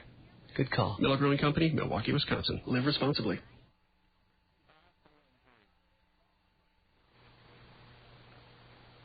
Two other finals in the Texas League, including a 1-0 shutout victory for Corpus Christi over Springfield. Jason Hirsch is the second Corpus Christi pitcher in as many days to hurl a three-hitter. Yesterday it was Chris Sampson turned the trick for Corpus Christi, and today it's Jason Hirsch. Hirsch, who's now won 4 consecutive starts, deals a three-hitter for his 8th win of the season. He walked nobody and struck out 11. That game took just 2 hours and 18 minutes. The lone run of the game scored in the first inning on an error, it seems, by Springfield. And so with Corpus Christi winning that game, the Hooks have won 7 in a row and are 12-6 in the second half. San Antonio stays within 1 game of Corpus for first place. Jordan Powles took the loss for Springfield, a hard luck loss. Gave up 1 run in 7 innings. Powles falls to 5-6.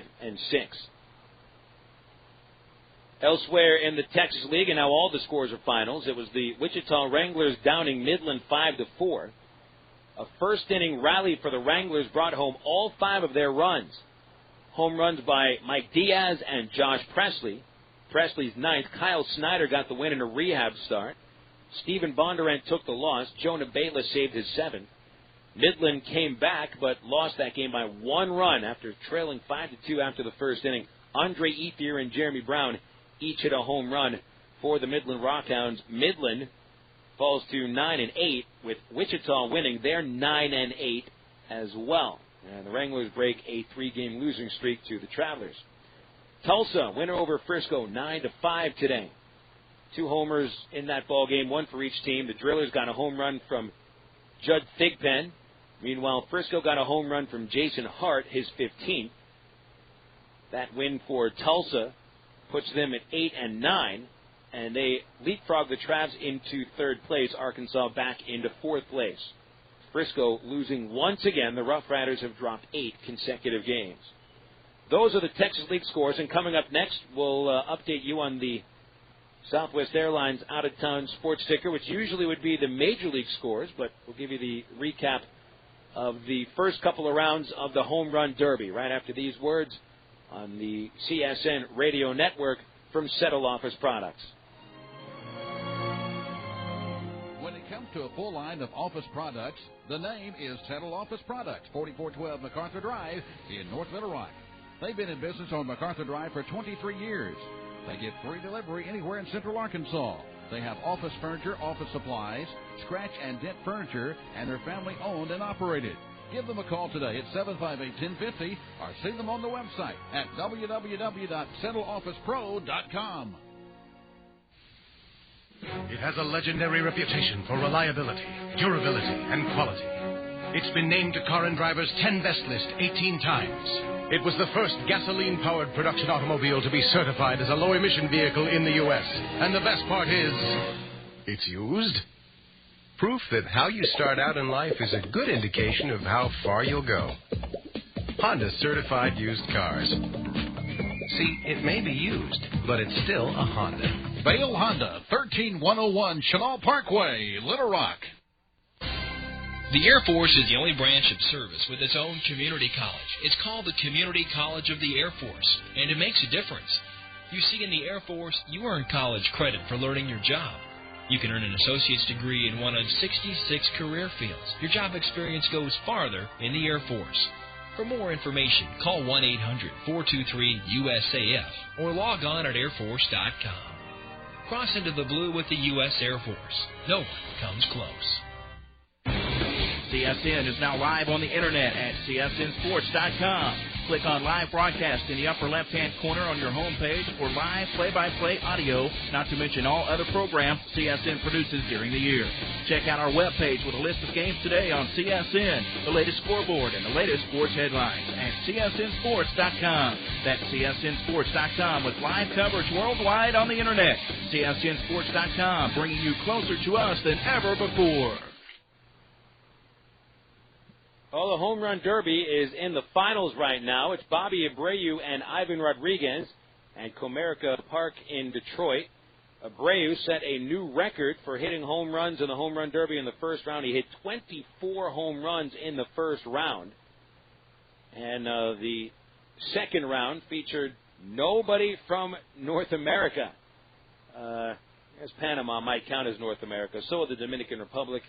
But the United States and Canada were not well represented today. Mark Teixeira hit only 2 home runs in the first round. Jason Bay of Canada hit no home runs.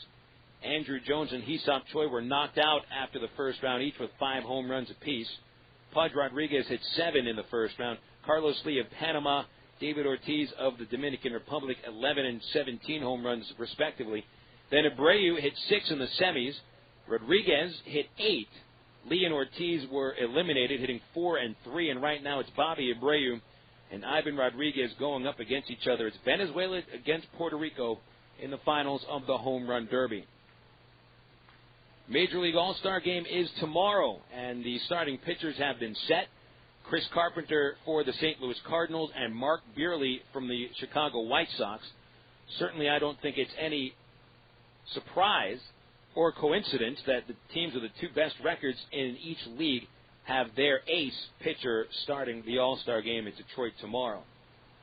Well, coming up next, we'll name a BC Powder player of this game. 3-0, the Missions defeat the Travs in Game 1 of a 4-game series. And this is the Creative Sports Radio Network. This time of year, you need to find a place where all your friends can get together for a great time outside. Well, there is a place where you can sit side by side with your buddies watching America's great pastime. Here come the Arkansas Travelers, ready to provide you with exciting Texas League baseball outside at Raywinder Field. The Travs are still the best deal around, with general admission tickets just $6. And every weekend they're in town, the Travs feature a premium giveaway. Plus, there's delicious Petit Jean hot dogs, sizzling chili cheese nachos, and all your favorite cold drinks.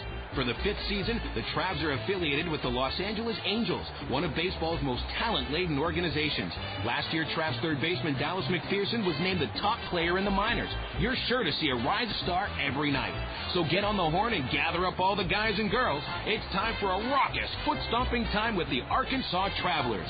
Call 664-1555 or go online to Travs.com. Okay, everybody, we've got to let Travs fans know about our baseball bingo promotion. Sing along if you know the words. At the old ballpark in Little Rock, we play baseball bingo. B-I-N-G-O, B-I-N-G-O, B-I-N-G-O. We play baseball and bingo. On Tuesdays and Thursdays, you'll win lots of prizes. B-I-N-G-O, B-I-N-G-O, B-I-N-G-O. We play baseball and bingo. If you can win a free dinner at the Golden Corral of Villa. B-I-N-G-O, B-I-N-G-O, B-I-N-G-O. We play baseball and bingo. Academy Sports and Outdoors gives away a gift card. Don't worry, fans, we won't sing this at the ballpark, but it's baseball and bingo on Tuesdays and Thursdays at Raywinder Field. We play baseball and bingo. San Antonio shuts out the Travs today 3-0. And we'll name our BC Powder player of the game, brought to you by the official pain reliever for the Travs, BC Powder. Juan Sandoval goes 7 innings of 3-hit shutout ball for his 6th win of the season. He's aided by San Antonio shortstop Adam Jones, who finished 3 for 4, and left fielder Jaime Bubela, who goes 2 for 4, scoring 2 of the 3 runs. But Sandoval also aided by the defense. He had 3 double plays turned behind him. Ismael Castro came up with 2 of those double plays. Actually, was part of 3 of those double plays. And Sandoval was able to make it stand the rest of the way. Struck out 5 on 2, only the 3 base hits, and got the double plays at perfect time. So Juan Sandoval leads tonight's BC Powder player of the game. BC Powder stays in fast, and BC goes to work fast.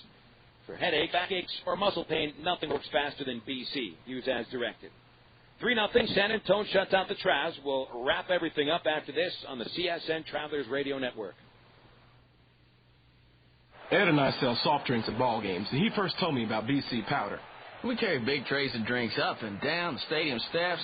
Man, it's a killer. And with a backache, that tray feels heavier and heavier. And the stairs are tough on your knees. One night I was dragging, and the game wasn't half over. I told Brian he needed the BC to stop the pain fast, because it goes to work quick. BC stopped the pain, got me right back to work. BC goes down easy with a soft drink, but don't tell the boss, okay? BC, pain relief at the speed of powder. Use as directed. I never wanted a Coke so bad in my life. Like the time I went in a shop till you drop-a-thon with my girlfriend. So there I am, pinballing from store to store across the vast expanse of this mega mall, forced to give my opinion on her clothing choices, which she promptly ignored. I think it was from all the, yeah, that looks great, honey, but I was parched. Only one thing was going to unparch me, a Coke. I would have cried, but I couldn't spare the food. So next time I go shopping, it'll be online. Coca-Cola. Make it real. And now Sonic presents Molly, Brian, and some cookie dough hijinks. This Sonic cookie dough blast is great. I love it. It's got all these little bits of cookie dough in there. You know, it just reminds me when I was little, my mom was making some cookies, and I got all the dough, and I ate all of it before she could cook the cookies. Oh. And I tell you, my reaction to that sugar was pretty phenomenal. I sort of started vibrating, you know, and running around and getting really hyper. And at one point, I thought that I was an actual beam of light. And, you know, I was running around the house saying, I'm a beam of light, I'm a beam of light. And, honey, yeah. You did that last week. Was that last week? Yeah. Oh. I didn't know you'd eat a bunch of cookie dough. That actually makes me feel better. Cookie Dough Blast, new at Sonic. It's the irresistible taste of chocolate chip cookie dough blended into a creamy frozen treat. Try one tonight because Sonic's open till at least midnight all summer long. Sonic's Cookie Dough Blast at participating Sonic drive-ins. It's not just good, it's Sonic good. Hey fans, Bill Valentine here with a question. When was the last time you saw the Travs turn to triple play? That's right, I can't remember either. So this year, we're going to celebrate if the Travs manage to turn that $100,000 to one fan if the Travs complete a triple play during the 6th inning of a home game. You got to be 18 to enter with a valid driver's license, and you must be present to win. It's the Travelers' $100,000 triple play giveaway all season long here at Raywinder Field.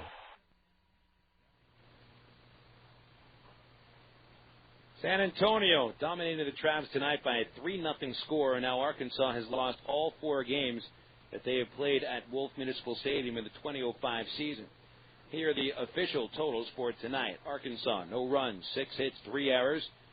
Travs strand 8. They go 1 for 7 with a runner in scoring position. San Antonio, 3 runs, 9 hits, 1 error. The Mission strand 8. They go 3 for 10 with a runner in scoring position. Juan Sandoval, the winner, 6 and 5. Stephen Shell, the loser, 5 and 7. Emiliano Fruto saves his 8th. Time of game, officially 2 hours, 32 minutes. The paid attendance, 3,017. Second half records, Missions 11 and 7, Travs 8 and 10. Overall records, Missions 49 and 39, Travs 42 and 46. Game 2 of the series is tomorrow night, with Arkansas sending left-hander Joe Saunders to the hill. Saunders streaking now with wins in his last 2 starts. He's 7 and 4 with a .365 earned run average. Rafael Soriano is scheduled to make the start tomorrow for the Missions, just 1 inning down on rehab. And then the Missions will plan on left-hander Thomas Oldham taking it from there. Oldham is 7 and 5 with a .366 ERA. First pitch tomorrow night, 7:05. ITT Tech pregame show begins at 6:40 with our airtime. Thanks to our affiliates carrying the broadcast today on the CSN Radio Network. Thank you very much to KARV Russellville, KBJT Fordyce, KPBQ Pine Bluff, KOTN Pine Bluff, KDXE Total Sports 1380 in North Little Rock, and our flagship station out of Conway, Little Rock, 92.7 FM KASR. Thanks to the board operators, studio engineers, and general managers down the line, and a special thank you to Mike Harrison, CSN's executive producer back at CSN Center Control in Conway. Thank you, fans, for tuning in.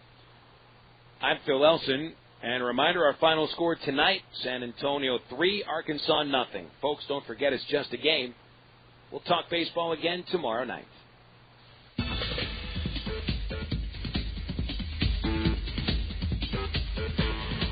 The Arkansas Traveler postgame show was brought to you by Allstate Insurance.